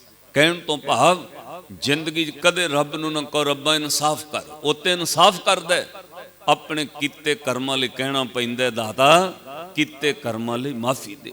ਲਿਖੇ ਕਤੈ ਨਾ ਛੁੱਟੀਐ, ਖਿਨ ਖਿਨ ਭੁੱਲਣ ਹਾਰ, ਬਖਸ਼ਣ ਹਾਰ ਬਖਸ਼ ਲੈ, ਨਾਨਕ ਪਾਰ ਉਤਾਰ। ਪਾਤਸ਼ਾਹ ਨੇ ਬਚਨ ਕਹੇ, ਭਾਈ ਦਾਵਾ ਨਾ ਕਰੀ, ਇਹ ਉਹਦੀ ਕਿਰਪਾ ਤੇ ਡਿਪੈਂਡ ਹੈ। ਫਿਰ ਉਹ ਗਲ ਨਾਲ ਲਾਉਂਦਾ, ਪੋਖ ਤੁਖਾਰ ਨਾ ਵਿਆਪਈ, ਕੰਠ ਮਿਲਿਆ ਹਰ ਨਾਹ, ਮਨ ਵਿਦਿਆ ਚਰਨਹਾਰ ਬਿੰਦ, ਦਰਸ਼ਨ ਲੱਗੜਾ ਸਾਹੋ। ਉਹਨਾਂ ਦਾ ਮਨ ਫਿਰ ਗੁਰੂ ਦੇ ਸ਼ਬਦ ਰੂਪੀ ਚਰਨਾਂ ਨਾਲ ਬਿੰਨਿਆ ਜਾਂਦਾ। ਜਦੋਂ ਮਨ ਸ਼ਬਦ ਨਾਲ ਜੁੜ ਜਾਏ, ਸਰੀਰ ਤੇ ਵਾਪਰਨ ਵਾਲੀ ਘਟਨਾ ਅਸਰ ਨਹੀਂ ਜੇ ਪਾਉਂਦੀ। ਹੁਣ ਆਹ ਨੁਕਤਾ ਧਿਆਨ ਨਾਲ ਸਮਝਿਓ। ਆ ਪੋਖ ਦਾ ਪੂਰਾ ਮਹੀਨਾ ਗੁਰੂ ਇਤਿਹਾਸ ਦੀਆਂ ਸ਼ਹਾਦਤਾਂ ਦੇ ਦਿਨ ਚੱਲਣੇ ਨੇ। ਦੋ ਸਰੀਰਾਂ ਨੂੰ ਠੰਡ ਜ਼ਿਆਦਾ ਲੱਗਦੀ, ਇੱਕ ਅਵਸਥਾ ਬਚਪਨ ਵਿੱਚ, ਇੱਕ ਬੁੱਢੇ ਸਰੀਰ ਨੂੰ। ਤੁਸੀਂ ਸਿਆਣੇ ਸੱਜਣ ਬੈਠੇ ਹੋ, ਭਰ ਜਵਾਨੀ ਵਿੱਚ ਕਈ ਵਾਰ ਵੇਖਦੇ ਹੋ ਸਾਧ ਸੰਗਤ, ਉਹਨਾਂ ਪਤਲੇ ਕੱਪੜੇ ਪਾ ਕੇ ਨੌਜਵਾਨ ਤੁਰੇ ਫਿਰਦੇ ਨੇ। ਆਪਾਂ ਕਈ ਵਾਰ ਕਹਿੰਦੇ ਤੈਨੂੰ ਠੰਡ ਨਹੀਂ ਲੱਗਦੀ। ਦੋ ਸਰੀਰਾਂ, ਦੋ ਅਵਸਥਾ ਵਿੱਚ ਠੰਡ ਲੱਗਦੀ। ਜਾਂ ਛੇਤੀ ਬੱਚੇ ਨੂੰ ਠੰਡ ਲੱਗੇਗੀ ਤੇ ਜਾਂ ਫਿਰ ਜ਼ਿਆਦਾ ਬਜ਼ੁਰਗ ਨੂੰ ਛੇਤੀ ਠੰਡ ਲੱਗੇਗੀ। ਇਸ ਲਈ ਬਜ਼ੁਰਗਾਂ ਨੂੰ ਸਰੀਰ ਬਿਰਧ ਹੋ ਜਾਏ, ਸਰਦੀਆਂ ਵਿੱਚ ਸਰੀਰ ਢੱਕ ਕੇ ਜ਼ਿਆਦਾ ਸੇਫਟੀ ਰੱਖਣੀ ਪੈਂਦੀ। ਜਾਂ ਫਿਰ ਨਿੱਕੇ ਜਿਹੇ ਬੱਚੇ ਨੂੰ, ਉਹਨੂੰ ਛੇਤੀ ਸਰਦੀ ਲੱਗਦੀ। ਪਰ ਵੇਖੋ ਸਾਧ ਸੰਗਤ, ਦੋਵੇਂ ਅਵਸਥਾ, ਧੰਨ ਮਾਤਾ ਗੁਜਰੀ ਜੀ ਦੀ ਉਮਰ 83 ਸਾਲ ਦੀ ਹੈ। ਬਚਪਨ ਦੀ 7 ਤੇ 9 ਸਾਲ ਦੀ ਉਮਰ ਸਾਹਿਬਜ਼ਾਦਿਆਂ ਦੀ ਹੈ। ਪੋਖ ਦਾ ਉਹ ਮਹੀਨਾ, ਪੋਹ ਦੀਆਂ ਠੰਡੀਆਂ ਰਾਤਾਂ, ਦੋਵਾਂ ਸ਼ਰੀਰਾਂ ਨੂੰ ਠੰਡ ਕਿਉਂ ਨਹੀਂ ਵਿਆਪੀ? ਠੰਡੇ ਬੁਰਜ ਵਿੱਚ 83 ਸਾਲਾਂ ਦੀ ਮਾਂ ਬੈਠੀ ਹੈ ਤੇ 7 ਤੇ 9 ਸਾਲ ਦੇ ਸਾਹਿਬਜ਼ਾਦੇ ਪੁੱਤਰੇ ਗੋਦੀ ਵਿੱਚ ਨੇ। ਠੰਡੇ ਬੁਰਜ ਦੀ ਠੰਡ ਵੀ ਉਹਨਾਂ ਨੂੰ ਈਨ ਨਹੀਂ ਮਨਾ ਸਕਦੀ। ਇਹਦੇ ਪਿੱਛੇ ਕੀ ਰੀਜ਼ਨ ਹੈ? ਉਂਝ ਆਪਾਂ ਸਾਰਿਆਂ ਦੇ ਅਕੋਰਡਿੰਗ ਵੇਖੀਏ ਤਾਂ ਬਿਰਧ ਸਰੀਰ ਤੇ ਬਚਪਨ ਵਿੱਚ ਠੰਡ ਜ਼ਿਆਦਾ ਲੱਗਦੀ। ਹੁਣ ਬਿਰਧ ਅਵਸਥਾ 83 ਸਾਲਾਂ ਤੋਂ ਬਿਰਧ ਕੀ ਹੋਣਾ? 83 ਸਾਲ ਦੀ ਉਮਰ ਇੱਕ ਬਿਰਧ ਅਵਸਥਾ ਹੈ ਤੇ ਬਚਪਨ ਦੀ ਗੱਲ 7 ਸਾਲ ਦੀ ਉਮਰ ਤੋਂ ਬਚਪਨ ਹੋਰ ਥੱਲੇ ਕੀ ਹੋ? 7 ਸਾਲ ਦੀ ਉਮਰ ਵਿੱਚ ਵੀ ਬਚਪਨ ਹੈ, 83 ਸਾਲਾਂ ਦੀ ਉਮਰ ਵਿੱਚ ਵੀ ਬੁਢੇਪਾ ਹੈ। ਪਰ ਦੋਵਾਂ ਅਵਸਥਾ ਵਿੱਚ ਠੰਡ ਨਹੀਂ ਵਿਆਪੀ। ਉਹਦਾ ਕੋਈ ਕਾਰਨ ਹੈ, ਮਨ ਵਿਦਿਆ ਚਰਨਹਾਰ ਬਿੰਦ, ਦਰਸ਼ਨ ਲੱਗੜਾ ਸਾਹੋ।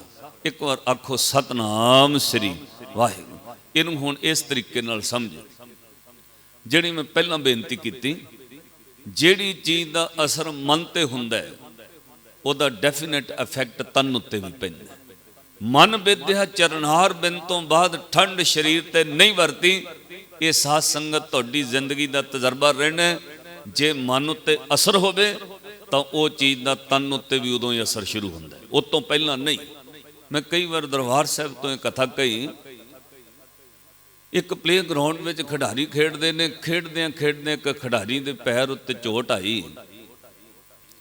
ਕਿਸੇ ਖਿਡਾਰੀ ਦੇ ਤਿੱਖੇ ਬੂਟ ਦੀ ਨੋਕ ਉਹਦੇ ਗਿੱਟੇ ਉੱਤੇ ਛੂ ਗਈ ਤੇ ਕਹਿੰਦੇ ਨੇ ਉਹ ਜ਼ਖਮ ਗਹਿਰਾ ਹੋ ਗਿਆ ਤੇ ਬਲੱਡ ਨਿਕਲਣਾ ਸ਼ੁਰੂ ਹੋ ਗਿਆ।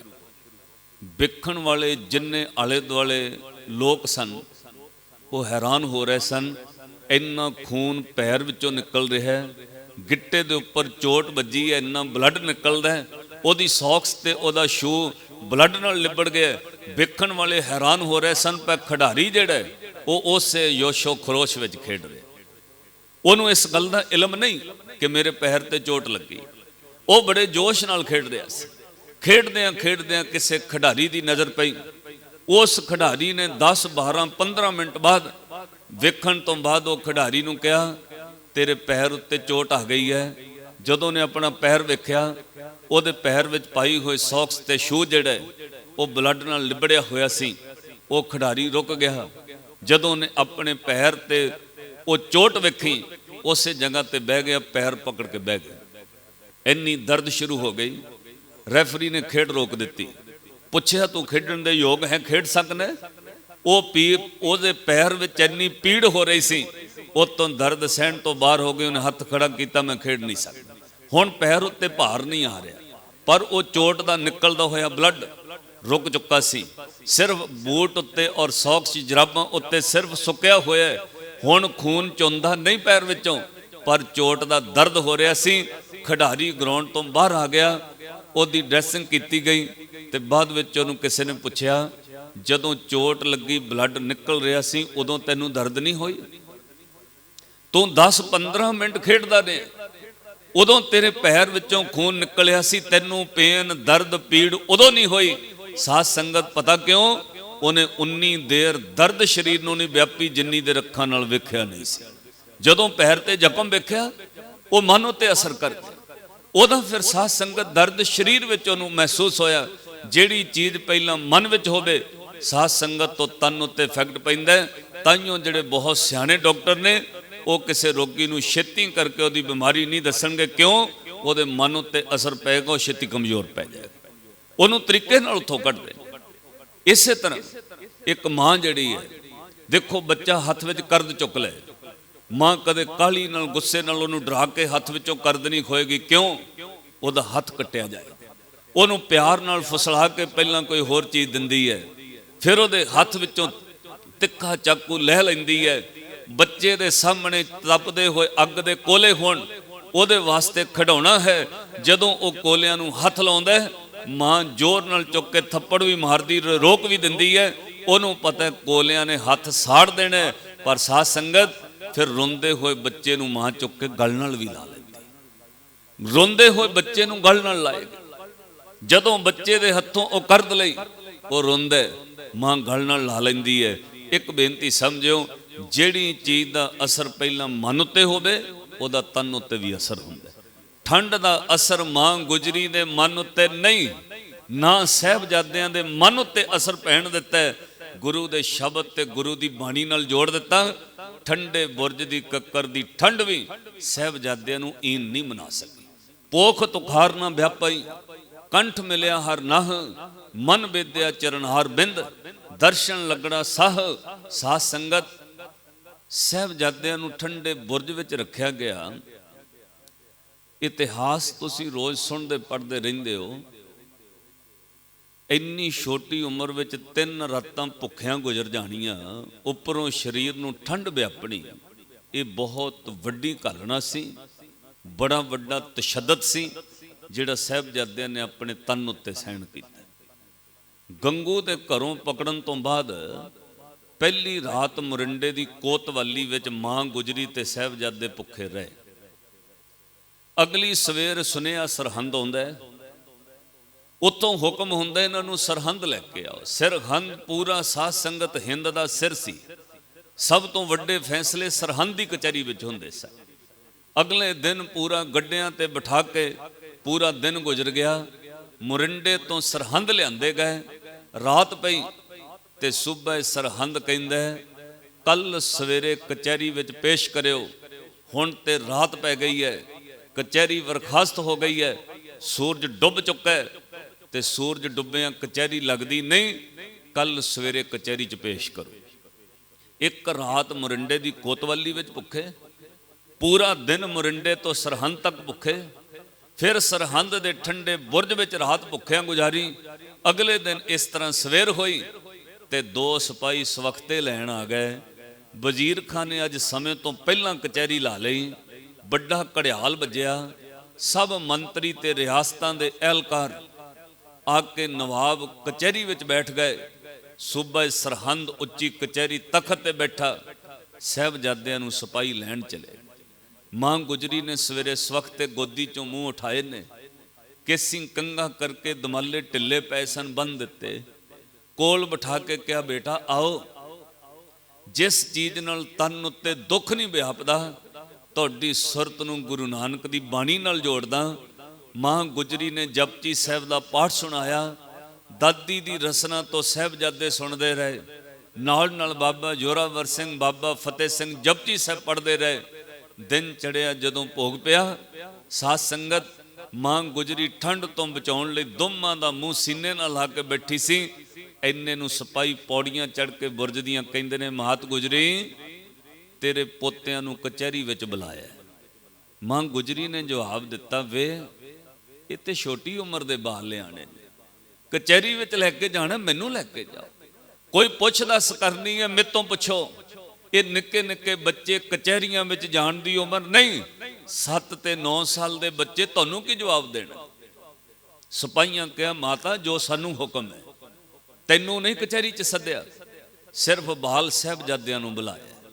ਦੋਵਾਂ ਸਾਹਿਬਜ਼ਾਦਿਆਂ ਨੂੰ ਮਾਂ ਗੁਜਰੀ ਤੋਰਨ ਲੱਗੀ, ਅਰਦਾਸ ਕਰਕੇ ਤੋਰਿਆ, ਹੇ ਗੁਰੂ ਤੇਗ ਬਹਾਦਰ ਸਾਹਿਬ, ਤੇਰੇ ਪੋਤਿਆਂ ਦੀ ਉਮਰ ਕਚਹਿਰੀਆਂ 'ਚ ਤਰੀਕਾਂ ਭੁਗਤਣ ਦੀ ਨਹੀਂ, ਪਰ ਇੰਨੀ ਇਹਾਨ ਵਾਲ ਅਵਸਥਾ, ਛੋਟੀ ਉਮਰ ਵਿੱਚ ਕਚਹਿਰੀ ਚੱਲੇ ਨੇ, ਇਹਨਾਂ ਦੇ ਸਿਰ ਤੇ ਹੱਥ ਰੱਖਿਓ, ਇਹਨਾਂ ਦੀ ਲਾਜ ਰੱਖਿਓ, ਇਹ ਸੂਬੇ ਦੀ ਕਚਹਿਰੀ ਵਿੱਚੋਂ ਸਿਦਕ ਤੇ ਸਿਰੜ ਵਿੱਚ ਜਿੱਤ ਕੇ ਆਉਣ। ਮਾਂ ਗੁਜਰੀ ਨੇ ਅਰਦਾਸ, ਦੋਵੇਂ ਸਾਹਿਬਜ਼ਾਦਿਆਂ ਨੂੰ ਪੌੜੀ ਉਤਾਰ ਦਿੱਤਾ। ਮਾਂ ਗੁਜਰੀ ਵੇਖਦੇ ਰਹੇ, ਸਿੱਧੇ ਕਚਹਿਰੀ 'ਚ ਪੇਸ਼ ਕੀਤਾ। ਸੂਬੇ ਸਰਹੰਦ ਨੇ ਜਦੋਂ ਦੋਵੇਂ ਛੋਟੇ ਸਾਹਿਬਜ਼ਾਦੇ ਵੇਖੇ, ਕਚਹਿਰੀ 'ਚ ਬੈਠਿਆਂ ਖੜਖੜਾ ਕੇ ਹੱਸ ਪਿਆ। ਨਾਲ ਬੈਠੇ ਹੋਏ ਨਵਾਬ ਵੀ ਹੱਸਣ ਲੱਗ ਪਏ, ਕਿਉਂਕਿ ਸਾਧ ਸੰਗਤ ਚਾਪਲੂਸ ਬੰਦੇ ਮਿਨਿਸਟਰੀ ਦੇ ਅਹੁਦੇ ਤੇ ਉਹ ਰੱਖੇ ਜਾਂਦੇ ਨੇ, ਜਿਹੜਾ ਉੱਥੋਂ ਦਾ ਚੀਫ ਕਵੇ ਉਸੇ ਤਰ੍ਹਾਂ ਨਾਲ ਦੇ ਕਹਿਣ, ਜੇ ਉਹ ਭਾਸ਼ਾ ਨਾ ਬੋਲਣ ਉਹਨਾਂ ਨੂੰ ਨਾਲੋਂ ਹਟਾ ਦਿੱਤਾ ਜਾਂਦਾ। ਇਹ ਸੰਸਾਰ ਦਾ ਦਸਤੂਰ ਰਿਹਾ। ਜਿੰਨੇ ਵੱਡੇ ਲੋਕ ਅਮੀਰ ਰਾਜੇ ਲੋਕ ਨੇ, ਰਾਜਿਆਂ ਨੂੰ ਉਹ ਬੰਦੇ ਨਾਲ ਰੱਖਣੇ ਪੈਂਦੇ ਨੇ ਜਿਹੜੇ ਉਹਨਾਂ ਦੇ ਕੀਤੇ ਹੋਏ ਕਰਮ ਉੱਤੇ ਮੋਹਰ ਲਾਉਣ। ਜੋ ਤੁਸੀਂ ਕਹਿ ਰਹੇ ਹੋ ਸਹੀ ਹੈ, ਜੇ ਰਾਜਾ ਹੱਸੇ ਤੇ ਉਹ ਵੀ ਹੱਸਦੇ ਨੇ, ਰਾਜਾ ਚੁੱਪ ਕਰੇ ਤੇ ਉਹ ਵੀ ਚੁੱਪ ਕਰ ਜਾਂਦੇ ਨੇ। ਕਿਉਂ? ਉਹਨੂੰ ਹਮਾਇਤ ਵਾਸਤੇ ਬੰਦੇ ਚਾਹੀਦੇ। ਸੂਬੇ ਸਰਹੰਦ ਹੱਸਿਆ ਤੇ ਨਵਾਬ ਵੀ ਹੱਸੇ। ਸੂਬੇ ਸਰਹੰਦ ਨੇ ਹੱਸਣ ਤੋਂ ਬਾਅਦ ਕਾਰਨ ਦੱਸਿਆ। ਆਪਣੇ ਅਹਿਲਕਾਰਾਂ ਨੂੰ ਕਹਿੰਦਾ, ਮੈਂ ਤੇ ਐਵੇਂ ਹੀ ਰਾਤੀ ਸੋਚਦਾ ਰਿਹਾ ਕਿ ਗੁਰੂ ਗੋਬਿੰਦ ਸਿੰਘ ਦੇ ਪੁੱਤਰਾਂ ਨੂੰ ਸਜ਼ਾਵਾਂ ਦੇਵਾਂਗਾ, ਗੁਰੂ ਗੋਬਿੰਦ ਸਿੰਘ ਦੇ ਪੁੱਤਰਾਂ ਨੂੰ ਤਸੀਹੇ ਦੇਵਾਂਗਾ, ਗੁਰੂ ਗੋਬਿੰਦ ਸਿੰਘ ਦੇ ਪੁੱਤਰਾਂ ਨੂੰ ਸਜ਼ਾ ਦੇ ਕੇ ਇਨ ਮਨਾਵਾਂਗਾ। ਆ ਨਿੱਕੇ ਨਿੱਕੇ ਬੱਚਿਆਂ ਨੂੰ ਕੀ ਸਜ਼ਾ ਦੇਣੀ ਹੈ? ਮੈਂ ਤੇ ਸੋਚਿਆ ਵੱਡੇ ਹੋਣਗੇ, ਇਹ ਤੇ ਬਿਲਕੁਲ ਛੋਟੇ ਛੋਟੇ ਨੇ। ਇੰਨੀ ਛੋਟੀ ਉਮਰ ਦੇ ਬੱਚੇ, ਇਹਨਾਂ ਨੂੰ ਤਾਂ ਖਾਣ ਤੇ ਖੇਡਣ ਦੀਆਂ ਚੀਜ਼ਾਂ ਦਿਓ, ਇਨੀ ਆਪੇ ਭੁੱਲ ਜਾਣਾ ਆਪਣੇ ਪਿਤਾ ਗੁਰੂ ਗੋਬਿੰਦ ਸਿੰਘ। ਇਹਨਾਂ ਨੂੰ ਖਾਣ ਤੇ ਖੇਡਣ ਦੀਆਂ ਚੀਜ਼ਾਂ ਦਿਓ, ਇਹ ਤੇ ਭੁੱਲ ਜਾਣਗੇ ਆਪਣੇ ਪਰਿਵਾਰ ਨੂੰ। ਸਿਪਾਹੀਆਂ ਨੂੰ ਕਿਹਾ, ਜਾਓ ਲੈ ਜਾਓ, ਕੁਝ ਖਾਣ ਤੇ ਖੇਡਣ ਵਾਸਤੇ ਦਿਓ।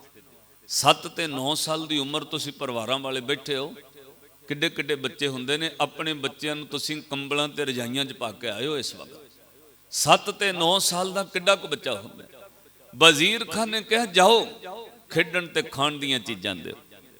ਜਦੋਂ ਲੈ ਗਏ ਨਾ ਸਿਪਾਹੀ, 3 ਦਿਨ ਦੇ ਭੁੱਖੇ ਤਾਂ ਸਨ ਸਾਹਿਬਜ਼ਾਦੇ, ਪਰ ਕਿਸੇ ਚੀਜ਼ ਵੱਲ ਇਤਿਹਾਸ ਕਹਿੰਦਾ ਮੂੰਹ ਨਹੀਂ ਕੀਤਾ। ਕਿਉਂ?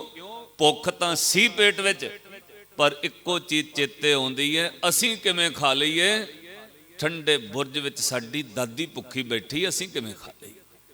ਕਿਸੇ ਚੀਜ਼ ਵੱਲ ਮੂੰਹ ਨਾ ਕੀਤਾ, ਹੱਥ ਨਾ ਲਾਇਆ। ਖੇਡਣ ਦੇ ਖਿਡੌਣੇ ਸਿਪਾਹੀ ਵਿਖਾਉਂਦੇ ਰਹੇ, ਕਿਸੇ ਖਿਡੌਣੇ ਵੱਲ ਸਾਹਿਬਜ਼ਾਦਿਆਂ ਦਾ ਮਨ ਨਾ ਕੀਤਾ। ਇੰਨੇ ਖਿਡੌਣੇ ਦਿਖਾਉਂਦੇ ਰਹੇ, ਅਚਾਨਕ ਕੁਝ ਖਿਡੌਣੇ ਨਜ਼ਰ ਆਏ, ਸਾਹਿਬਜ਼ਾਦਿਆਂ ਭੱਜ ਕੇ ਚੁੱਕ ਲਏ। ਸਿਪਾਹੀਆਂ ਨੂੰ ਥੋੜੀ ਖੁਸ਼ੀ ਹੋਈ, ਕਚਹਿਰੀ ਵਿੱਚ ਜਾ ਕੇ ਦੱਸਾਂਗੇ ਤਾਂ ਸਹੀ ਕੁਝ ਤੇ ਲਿਆ ਇਹਨਾਂ ਨੇ। ਉਹ ਖਿਡੌਣੇ ਪਤਾ ਕੀ ਚੁੱਕੇ ਨੇ। ਇਤਿਹਾਸਕਾਰ ਲਿਖਦਾ ਹੈ, ਨਿੱਕੀਆਂ ਨਿੱਕੀਆਂ ਲੱਕੜ ਦੀਆਂ ਤਲਵਾਰਾਂ ਤੇ ਨਿੱਕੇ ਨਿੱਕੇ ਤੀਰ ਕਮਾਨ ਦੋਵਾਂ ਸਾਹਿਬਜ਼ਾਦਿਆਂ ਚੁੱਕ ਲਏ। ਚੁੱਕ ਕੇ ਤੀਰ ਭੱਠੇ ਪਾਏ ਤੇ ਮੋਢੇ ਤੇ ਕਮਾਨ ਟੰਗੀ, ਕਮਰ ਕਸੇ ਵਿੱਚੋਂ ਲੱਕੜ ਦੀਆਂ ਤਲਵਾਰਾਂ ਦੇ ਲਈਆਂ। ਜਿੰਨੀ ਦੇਰ ਕਚਹਿਰੀ ਦੀ ਘੜਿਆਲ ਨਾ ਵੱਜੀ, ਸਾਹਿਬਜ਼ਾਦੇ ਤੀਰ ਕਮਾਨ ਨਾਲ ਖੇਡਦੇ ਰਹੇ। ਛੋਟਾ ਬਾਬਾ ਫਤਿਹ ਸਿੰਘ ਤੀਰ ਚਲਾਉਂਦਾ, ਵੱਡਾ ਬਾਬਾ ਜ਼ੋਰਾਵਰ ਸਿੰਘ ਚੁੱਕ ਕੇ ਦਿੰਦਾ। ਇੰਨੇ ਨੂੰ ਕਚਹਿਰੀ ਦੀ ਘੜਿਆਲ ਵੱਜੀ, ਆਵਾਜ਼ ਆਈ, ਸਾਹਿਬਜ਼ਾਦਿਆਂ ਨੂੰ ਪੇਸ਼ ਕੀਤਾ ਜਾਏ। ਦੁਪਹਿਰ ਦੀ ਕਚਹਿਰੀ ਫਿਰ ਲੱਗ ਗਈ। ਦੋਵੇਂ ਸਾਹਿਬਜ਼ਾਦੇ ਸਿਪਾਹੀਆਂ ਨਾਲ ਕਚਹਿਰੀ 'ਚ ਪੇਸ਼ ਹੋਏ। ਤੇ ਸਾਧ ਸੰਗਤ, ਹੁਣ ਸੂਬੇਦਾਰ ਵਜ਼ੀਰ ਖਾਨ ਪੁੱਛਦਾ, ਕੁਝ ਖਾਧਾ ਇਹਨਾਂ ਨੇ? ਸਿਪਾਹੀ ਮੁੱਕਰ ਗਏ, ਨਾ ਕੁਝ ਨਹੀਂ ਖਾਧਾ। बड़ियां चीज़ां खाण वास्ते दित्तियां, कोई चीज़ नहीं जे खाधी। कोई खिडौने लाए, सिपाहियां कहा बड़े खिडौने दिते, किसे वाल मूँह ना किया। आह खिडौने किन्नी देर बाद वेख के चुक ले, लक्कड़ दियां छोटियां छोटियां तलवारां ते तीर कमान चुक ले। वजीर खान निक्कियां निक्कियां लक्कड़ दियां तलवारां वेख के हस के बोले, ओए बच्चेओ ये लक्कड़ दियां तलवारां नाल की करोगे, ये छोटे छोटे तीर कमान नाल की करोगे, ये ते खिडौने ने। साध संगत किन्नी दलेरां नाल अंदर दी ताकत होएगी, किन्नी दलेरी होएगी साहिबजादियां विच। बाबा जोरावर सिंह तिखी आवाज में बोले, कहंदे वजीर खान असी गुरु गोबिंद सिंह दे लाल हां, एक बार छड्ड के वेख, तैनू लक्कड़ दी तलवार नाल भी तेरा सिर वड़ देंगे। इन्नी गल सुनी वजीर खान कंब गया। इन्हें कहा बड़े गुस्ताख बच्चे ने। उच्ची आवाज विच वजीर खान फिर बोलिया, ओए बच्चेओ ये तुहाडे पिता दा आनंदपुर साहब नहीं, ये सूबे सरहंद दा वजीर खान दी कचहरी है, झुक के सलाम करो। साध संगत दोवां साहिबजादियां ने सलाम ना कीती। एक विद्वान लिखदा है, दाता जांदियां भरे दरबार अंदर साहिबजादियां फतेह गजा दित्ती। सत श्री अकाल दा मार नारा तसवीं काजी दे हथों छड़ा दित्ती। जदों कहा ना सीत तेरा सिर वड़ देंगे, कोल खलोते काजी दे हथों माला डिग पई। वो हैरान होके कहंदा इन्नी छोटी उम्र इन्ने बेखौफ इरादे। वजीर खान ने कहा वापस भेज दिओ, ठंडे बुरज विच भुखे रखो इन्हां नूं, फिर वेखांगा। इतिहास कहंदा है लगातार 3 दिन कचहरी विच पेश हुंदे रहे। मां गुजरी अरदासां करके भेजदी रही। वजीर खान की कचहरी विचों बजिद जित के वापस आते रहे। अज जदों आखिरी दिन आया ना, मां गुजरी ने जपजी साहब भी सुनाया, केसी कंगा करके दुमाला भी किया। जदों सिपाही लैन आए, दिन का झड़ा आइयो वक्त होया, साध संगत मां गुजरी ने तोरन लग्या अरदास ना की। दोवें साहिबजादे बुरज दियां पौड़ियां उतरन लगे। कदे सरहंद जाओ तो फतेहगढ़ साहब वो ठंडे बुरज नूं वेख के दर्शन करियो। अज भी साध संगत उत्थे कोई 10 मिनट बह जाए तो शरीर सुन्न पै जाता है। अज भी इन्हां दिनां विच इन्नी ठंड व्यापदी। मैं गर्मियों की रुत विच उत्थे बैठ के वेख्या, साध संगत उस बुरज उत्ते इन्नी वड्डी कल है, पर उत्थे बह के कोई जपजी साहब पढ़े, मां गुजरी नूं इंज तुहानूं महसूस होएगा जिवें मां गुजरी दी गोद विच बैठ के आए। मां गुजरी ने अरदास ना की। साहिबजादे बुरज दियां पौड़ियां उतरन लगे। दोवां साहिबजादियां दे कदम रुक गए। मां गुजरी ने कहा वे रुक क्यों गए हो? वड्डे बाबा जोरावर सिंह बोले, दादी मां अज तू कुछ भुल गई है। मां गुजरी ने कहा पुत मैं तो कुछ ना भुली, तुहाडे केसी कंगा भी कीता, दुमाले सजाए ने, जपजी साहब सुनाया, मैं की भुल गई। ते साहिबजादे बोले दादी मां अज तू ना अरदास करनी भुल गई। अगे तोरन लगे नित अरदास करनी है। हे गुरु तेग बहादुर साहब, तेरे पोतियां दी उम्र कचहरियां विच तरीकां भुगतण दी नहीं, अपने पोतियां दे सिर ते हथ रखियो, ये सूबे सरहंद दी कचहरी विचों जित के वापस आउण। अज दादी मां तू अरदास नहीं कीती, दादी मां अरदास करनी भुल गई है। ते मां गुजरी ने जवाब दिता, वे मैं भुली नहीं, मैं जान बुझ के अरदास नहीं की। दादी मां क्यों नहीं अरदास की? अगे रोज अरदास करनी, वे पोते अज मैं जान बुझ के अरदास नहीं की, अज मैं भुली नहीं। अरदास पता क्यों नहीं की? 2 दिन अरदास करती रही, हे गुरु तेग बहादुर साहब, तेरे पोते कचहरी चों जित के वापस आउण, ये ईन कदे ना मनण, ये सिदक ते सिरड़ विच पक्के रहन, ये कचहरी विचों जित के आउण। पर अज मैं अरदास तां नहीं कीती, अज तुसी मेरे कोल नहीं, पुत अज इंज लगदा है जिवें तुसी कचहरी विचों सिद्धे अपने दादे दी गोद विच चले आ जाण। अज दादी दी गोद विच नहीं, क्योंकि मां गुजरी नूं अज भास रहा सी, उहिओ सब कुछ होया। जिगर दे टुकड़े सन। कई बार साध संगत किसी बच्चे नूं दिलों प्यार करिए, आपां दुनियावी बंदे हैं, तुहानूं ऐ भासण लग पैंदा अज कुछ चंगा नहीं। मां गुजरी तां वो रूह है जिन्हों सब कुछ पता सी, ਜਦੋਂ ਅੱਜ ਜਿਗਰ ਦੇ ਟੁਕੜੇ ਕੋਲੋਂ ਤੁਰਨ ਲੱਗੇ, ਮਨ ਨੂੰ ਇੰਜ ਮਹਿਸੂਸ ਹੋਇਆ ਅੱਜ ਇਹਨਾਂ ਵਾਪਸ ਨਹੀਂ ਆਉਣਾ। ਅੱਜ ਅਰਦਾਸ ਨਾ ਕੀਤੀ, ਸੂਬੇ ਦੀ ਕਚਹਿਰੀ ਵਿੱਚ ਸਾਹਿਬਜ਼ਾਦੇ ਚਲੇ ਗਏ। ਵਜ਼ੀਰ ਖਾਨ ਨੇ ਪਹਿਲਾਂ ਹੀ ਸਭ ਕੁਝ ਤਿਆਰ ਕੀਤਾ ਹੈ। ਈਨ ਨਹੀਂ ਮੰਨਦੇ ਤੇ ਕਾਜੀ ਨੂੰ ਕਿਹਾ ਫਤਵਾ ਸੁਣਾ ਦੇ। ਠੰਡੇ ਬੁਰਜ ਦੇ ਸਾਹਮਣੇ ਇੱਟਾਂ ਸੁੱਟਣੀਆਂ ਪਹਿਲਾਂ ਹੀ ਸ਼ੁਰੂ ਕਰ ਦਿੱਤੀਆਂ। ਸਿਪਾਹੀ ਜਲਾਦ ਗਾਰਾ ਰਲਾਉਣ ਲੱਗ ਪਏ ਬੁਰਜ ਦੇ ਸਾਹਮਣੇ। ਪਤਾ ਕਿਉਂ? ਦਾਦੀ ਦੀਆਂ ਅੱਖਾਂ ਦੇ ਸਾਹਮਣੇ ਕੰਧਾਂ ਵਿੱਚ ਚਿੰਨੇ ਨੇ। ਸ਼ਾਇਦ ਦਾਦੀ ਦਾ ਦਿਲ ਡੋਲ ਜਾਏ, ਪੋਤਿਆਂ ਨੂੰ ਇੰਨਾ ਪਿਆਰ ਕਰਦੀ ਹੈ। ਪੋਤਿਆਂ ਨੂੰ ਕੰਧਾਂ ਵਿੱਚ ਚਿਣਦੇ ਵੇਖ ਕੇ ਇੱਕ ਵਾਰ ਤਾਂ ਕਹਿ ਗਈ, ਵੇ ਰੁਕ ਜਾਓ, ਮੇਰੇ ਪੋਤਿਆਂ ਨੂੰ ਛੱਡ ਦਿਓ। ਮਾਂ ਗੁਜਰੀ ਦਾ ਕਿੰਨਾ ਵੱਡਾ ਜਿਗਰਾ ਹੋਣਾ।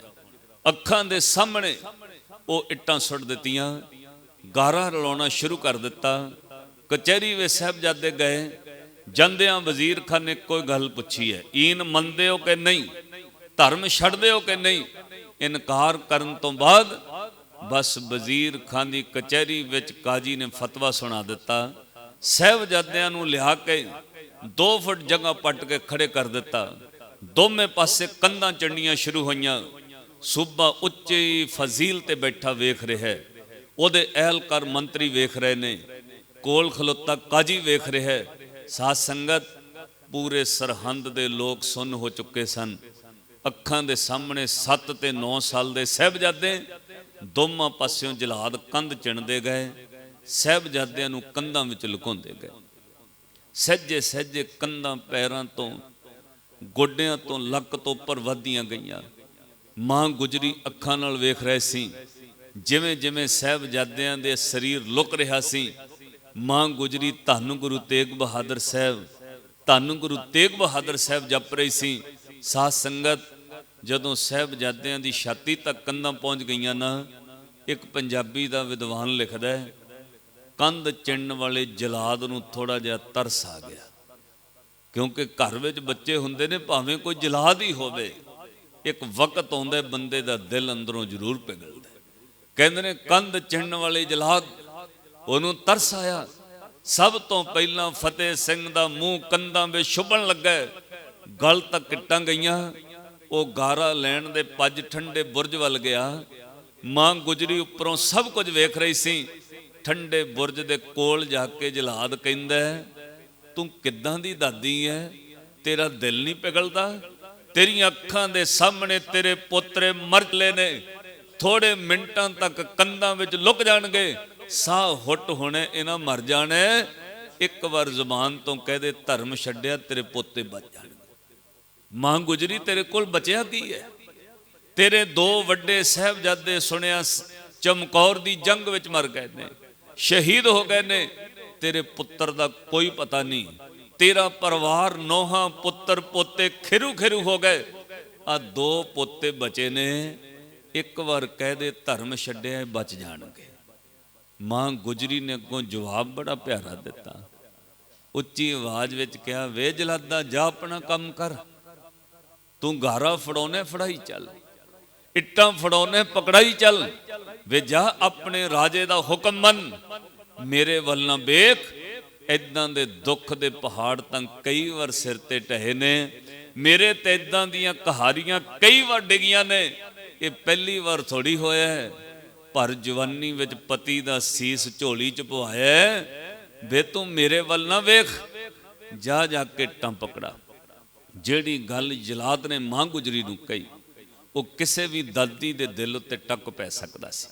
ਮਾਂ ਗੁਜਰੀ ਦੇ ਕੋਲ ਜਲਾਦ ਪਤਾ ਕੀ ਕਹਿੰਦਾ ਜਾ ਕੇ? ਉਹ ਵਿਦਵਾਨ ਲਿਖਦਾ, ਕਹਿੰਦਾ, ਫਤਿਹ ਸਿੰਘ ਮਾਸੂਮ ਦੇ ਮੂੰਹ ਤੇ ਜਦੋਂ ਰਦਾ ਅਖੀਰ ਲਾਉਣ ਲੱਗਾ, ਪੱਜ ਗਾਰੇ ਦੇ ਫੇਰ ਜਲਾਦ ਭੱਜਾ, ਤੇ ਜਾ ਕੇ ਗੁਜਰੀ ਤਾਈ ਸੁਣਾਉਣ ਲੱਗਾ। ਕੀ ਕਹਿੰਦਾ ਮਾਂ ਗੁਜਰੀ ਨੂੰ? ਮਾਂ ਗੁਜਰੀ ਨੂੰ ਜਲਾਦ ਹੁਣ ਜਾ ਕੇ ਕਹਿੰਦਾ, ਮਾਤਾ ਗੁਜਰੀ ਕਿਹੋ ਜਿਹੀ ਗੁਜਰਦੀ ਏ, ਤੇਰੇ ਉੱਤੇ ਕਹਾਰੀਆਂ ਗੁਜਰ ਗਈਆਂ।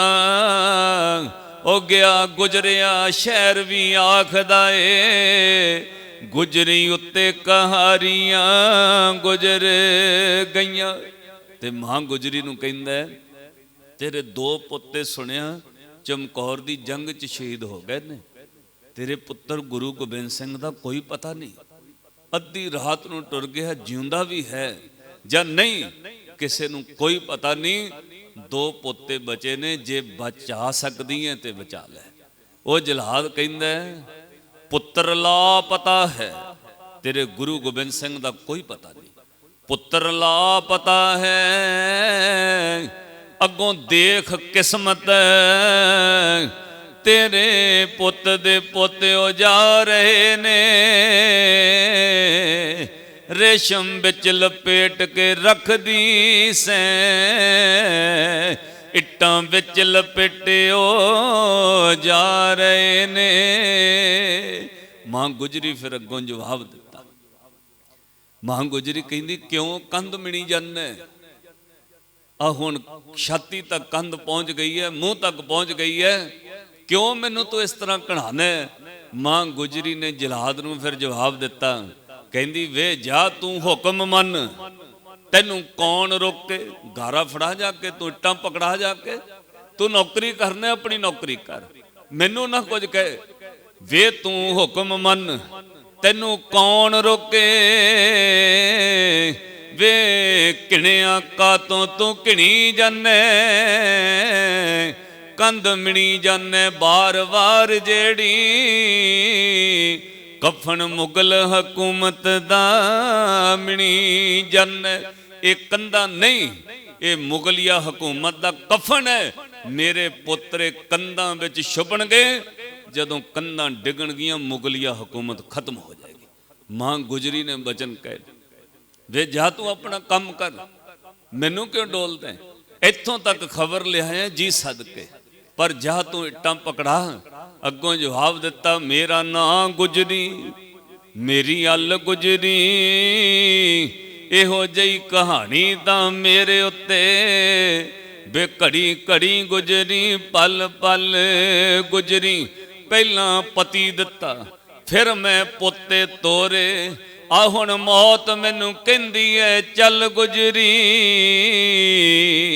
लोकी गुजरी मैनू ताइयों आखदे ने, जिहड़ी आई सिर ते ओ मैं झल गुजरी। अखां दे सामने विंदियां विंदियां साहिबजादियां दा मूँह सिर तक कंधां लुक गए। जलादां ने इट्टां लाउणियां बंद कर दित्तियां, टेसी ते कांडी सुट के हथ धो लै। उच्ची फसील ते बैठा वजीर खां वेख रहा सी। थोड़े मिनटां बाद अचानक दोवें कंधां डिग पईयां, दोवें साहिबजादे भी इट्टां थल्ले आ गए। कहंदे ने उच्ची फसील ते बैठा वजीर खां बोलिया, ओए जलादो वेखो खां मर गए ने। इट्टां भोए साहिबजादियां नूं कढ के दोवां जलादां नवज पकड़ के वेख्या, आवाज दे के कहा, सूबेदार साहब मरे नहीं, मुरशद हो गए ने, बेहोश हो गए ने, साह हुट्टे गए, मुरशद हो गए ने। ते कहंदे ने वजीर खां बोलिया, इन्हां दियां साह वालियां रगां वड़ दिओ। बस उस वक्त जलादां खंजर कड्डे, गल उत्ते खंजर रख के दोवां साहिबजादियां दियां साह वालियां रगां वड़ दित्ती। ठंडे बुरज च बैठी मां गुजरी सब कुछ अखां नाल वेख रही सी। साध संगत इन्ना तसीहा कष्ट चलदियां उन्हां सिपाहियां क्या उस बुढ़ड़ी मां दा की करना है, 83 साल दी उम्र है, पोतियां नूं अखां दे सामने शहीद होंदियां वेख लिया, एक बार भी जुबान तो यह नहीं कहा धर्म छड्डिया। जालमा कहदा की करना, ठंडे बुरज तो धक्का दे दिओ। 83 सालां दी मां गुजरी, ठंडे बुरज तो धक्का दिता, उस जगह ते शहादत दा जाम पी गए। साध संगत तिन्ने ही लाशां 3 दिन सरहंद विच पईयां रहीआं। लोग वेख वेख के सुन हुंदे रहे। लोगों के घर में 3-3 दिन चुल्हे की अग ना बली। हर बंदे ने कहा जालम ने बड़ा वड्डा पाप किया है। वजीर खां ने फिर कहा इन्हां लाशां दा जे कोई संस्कार कर सकदा तो उन्होंने कहो मुल जगह लैके इत्थे संस्कार होएगा। जे कोई मुल खरीद सकता है तो मुल पा। साध संगत धन गुरु तेग बहादुर महाराज दे वेले जिला संगरूर विच एक पिंड है, उत्थे गुरु तेग बहादुर महाराज गए। पातशाह का बड़ा प्यारा सेठ सी एक सिख, गुरु का इन्ना प्यारा सिख, उन्हें जदों महाराज जी उहदे घर गए ना, अज उत्थे गुरुद्वारा बनिया, बड़ा अमीर सी, उन्हें मोहरां दा थाल भर के गुरु तेग बहादुर साहब नूं पेश किया। पातशाह ने बचन कहे, सेठ तेरे कोलों मोहरां नहीं लैनी, महाराज ये भेटा प्रवान करो। पातशाह ने कहा ये थोड़ियां ने, महाराज जे कहते हो मैं होर एक थाल लिया दिना, पर भेटा प्रवान करो। गुरु तेग बहादुर महाराज बोले नहीं, ये साम के रख, वक्त आएगा तेरे कोलों बहुत वड्डी भेटा लवांगे, एक थाल नहीं सैकड़े थाल उदों भेटा दे लगणगे। महाराज सत वचन, वो भेटा उन्हें साम के रखी जी। बाद में 14 ही पुत्र दीवान टोडरमल दसवंत जुड़ता रहा। जिदन उन्होंने खबर मिली दीवान नूं कि धन गुरु तेग बहादुर महाराज के पुत्रे ते मात गुजरी की लाश वजीर खान ने मुल ला दिता है, उदन वो गड्ढे भर के मोहरां दे लियाया। वो मोहरां साध संगत उन्हें सरहंद की धरती उत्ते जदों विछा के जगह खरीदी, इतिहास कहंदा उन्हें क्या खिलार के रख। इस तरह वो मोहरां खड़ियां करके वो जगह 19 खरीदी गई। अज भी जदों तुसी ज्योति सरूप साहब जाओ, वो बिल्कुल आ स्टेज नालों भी घट जगह है, जिथे तिन्ना लाशां दा संस्कार एक जगह ते किया गया। दीवान टोडरमल ने लखां मोहरां रख के वो जगह खरीद के साहिबजादियां ते मां गुजरी का संस्कार किया। साध संगत पूरे वर्ल्ड विचों अज भी वो जिहड़ी प्रॉपर्टी है सब तो कॉस्टली है, सब तो महंगी जगह है। धन गुरु तेग बहादुर महाराज दे उस सिख ने वो गुरु घर की सिक्खी कमाई। तुसी आ पूरे दिन जिहड़े हुण पोह दे इस साध संगत 6 पोह तो लैके 13 पोह तक तुसी 7 दिन लगातार शहीदी सदके सुनने ने। अरदास करियो आपां नूं गुरु दे चरनां विचों सिੱਖੀ प्राप्त होवे। अरदास करियो ये जन्म किते लिखे च लग जाए, क्योंकि मेरा तजर्बा है कोई किन्ने भी अहुदे ते पहुँच जाए, पढ़ लिख जाए, अमीर हो जाए, दुनिया विच नाम नाम जपण वालियां दा रहिंदा है, जां कोई नेकी कोई धरती उत्ते पुन्न कमाउण वालियां दा नाम रहिंदा है। बाकी संसार विच बहुती प्रॉपर्टी बनाउण नाल नाम नहीं रहिंदे। मैं तुहानूं वो बंदे गिना सकना जिन्हां बंदियां कोल 5-5 हज़ार एकड़ जमीन है अमेरिका विच, इत्थे नहीं अमेरिका विच, उत्थे तो छोटा जिहा घर लेना औखा है। वो बंदे मौजूद ने जिन्हां कोल 5-5 हज़ार एकड़ जमीन है, जहाज़ां नाल खेती करते हैं। मैं उन्होंने उत्थे कैलीफोर्निया गया साध संगत, पर माफ़ करियो 1910 के बजुर्ग उत्थे गए हुए जिन्हें जमीन बनाई। जिन्हां बजुर्गों ने जमीनां बनाइया ने अज उन्हां पड़दादियां दीयां फोटो उन्हां घरां विच नहीं। मैं उन्होंने घरां च गया, बड़े बड़े बाग उन्हां बनाए ने आले दुआले। साध संगत पड़दादियां दीयां फोटो उन्होंने घर विच नज़र नहीं आउंदियां। जिन्हां 5-5 हज़ार एकड़ जमीन बनाई अज फोटो तक नज़र नहीं आउंदी। धरती ते नाम पता किन्हां दा रहिंदा है, जिहड़े कोई पुन्न दान नेकी कमा जाते। प्रॉपर्टी नाल नाम नहीं, नाम पुन्न दान नाल धरती ते रहिंदा है। सतगुरु किरपा करन, इस परिवार उत्ते किरपा बख्शिश है।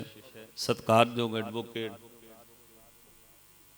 सरदार गुरमीत सिंह जी, समुचा परिवार गुरसिख है। सब तो वड्डी दात जिथे बच्चे डॉक्टर ने साध संगत, उत्थे गुरसिखी महाराज ने बख्शिश की है। 1 मिनट वास्ते सारी संगत नूं बेनती है, बीबियो बह जाओ, आपां 2 मिनट सिमरन करना है, लाहा ले लईए। 2 मिनट वास्ते बैठ जाओ।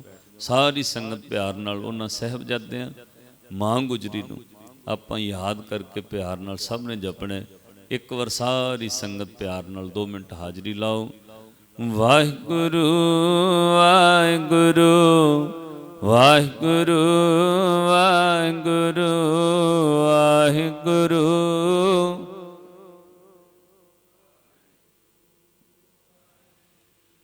वाहिगुरु वाहिगुरु वाहिगुरु वाहिगुरु वाहिगुरु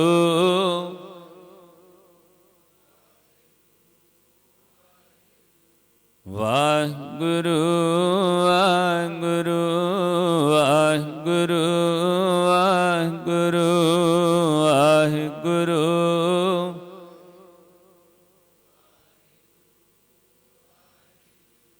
ਵਾਹਿਗੁਰੂ ਵਾਹਿਗੁਰੂ ਵਾਹਿਗੁਰੂ ਵਾਹਿਗੁਰੂ ਵਾਹਿਗੁਰੂ ਵਾਹਿਗੁਰੂ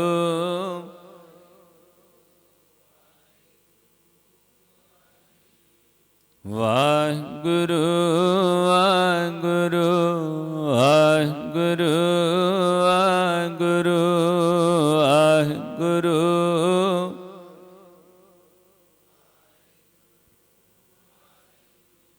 ਭੋਖ ਸੁਹੰਦਾ ਸਰਬ ਸੁਖ ਭੋਖ ਸੁਹੰਦਾ ਸਰਬ ਸੁਖ ਭੋਖ ਸੁਹੰਦਾ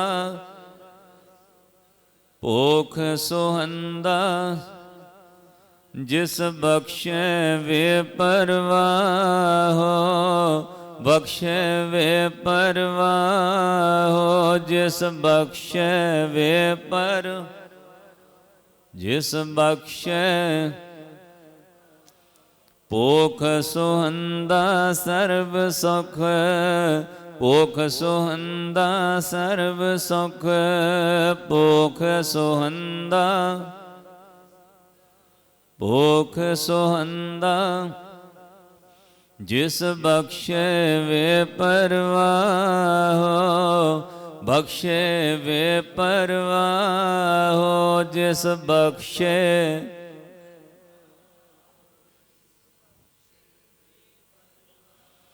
ਵਾਹਿਗੁਰੂ ਵਾਹਿਗੁਰੂ ਵਾਹਿਗੁਰੂ ਵਾਹਿਗੁਰੂ ਵਾਹਿਗੁਰੂ ਵਾਹਿਗੁਰੂ ਵਾਹਿਗੁਰੂ ਵਾਹਿਗੁਰੂ ਵਾਹਿਗੁਰੂ ਵਾਹਿਗੁਰੂ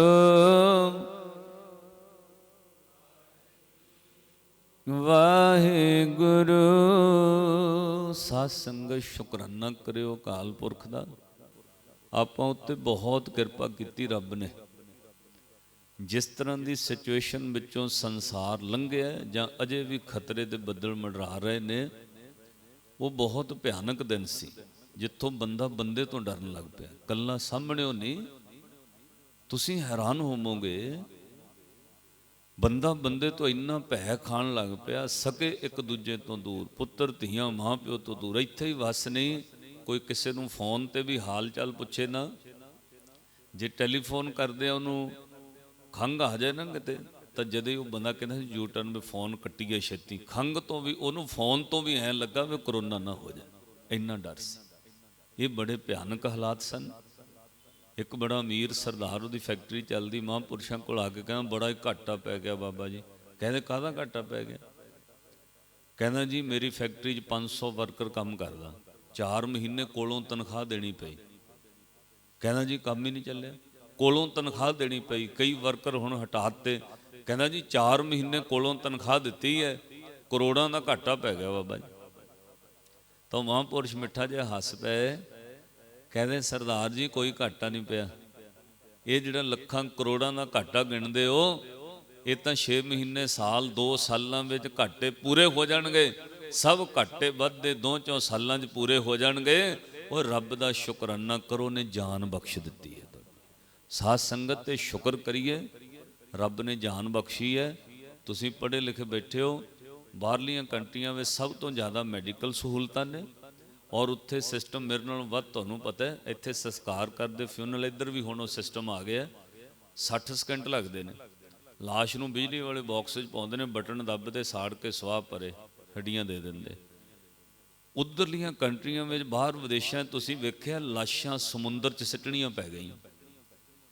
ਇਹਦਾ ਮਤਲਬ ਉਹਨਾਂ ਦੇ ਸਿਸਟਮ ਵੀ ਜਿਹੜੇ ਨੇ ਉਹ ਥੋੜ੍ਹੇ ਪੈ ਗਏ, ਇੰਨੀਆਂ ਮੌਤਾਂ ਹੋਈਆਂ ਨੇ ਅਮਰੀਕਾ ਵਿੱਚ, ਨਿਊਯਾਰਕ ਵਿੱਚ, ਇਟਲੀ ਵਿੱਚ, ਨਾਲੇ ਉਹ ਸਾਡੇ ਨਾਲੋਂ ਐਡਵਾਂਸ ਕੰਟਰੀਆਂ ਨੇ। ਰੱਬ ਦਾ ਸ਼ੁਕਰਾਨਾ ਕਰਿਓ, ਆਪਾਂ ਨੂੰ ਤਾਂ ਉਹਨਾਂ ਦੇ ਮੁਕਾਬਲੇ ਰੱਬ ਨੇ ਤੱਤੀ ਹਵਾ ਵੀ ਨਹੀਂ ਲੱਗਣ ਦਿੱਤੀ। ਬਸ ਸ਼ੁਕਰਾਨਾ ਕਰੋ, ਨਾਮ ਜਪੋ, ਉਸ ਦਾਤੇ ਦਾ ਸ਼ੁਕਰ ਕਰੋ। ਘਾਟੇ ਵਾਧੇ ਤਾਂ ਸਭ ਜ਼ਿੰਦਗੀ 'ਚ ਪੂਰੇ ਹੋ ਜਾਣ। ਸਤਿਗੁਰੂ ਕਿਰਪਾ ਕਰਨ। ਤੁਹਾਡੀਆਂ ਹਾਜ਼ਰੀਆਂ ਪ੍ਰਵਾਨ ਹੋਣ।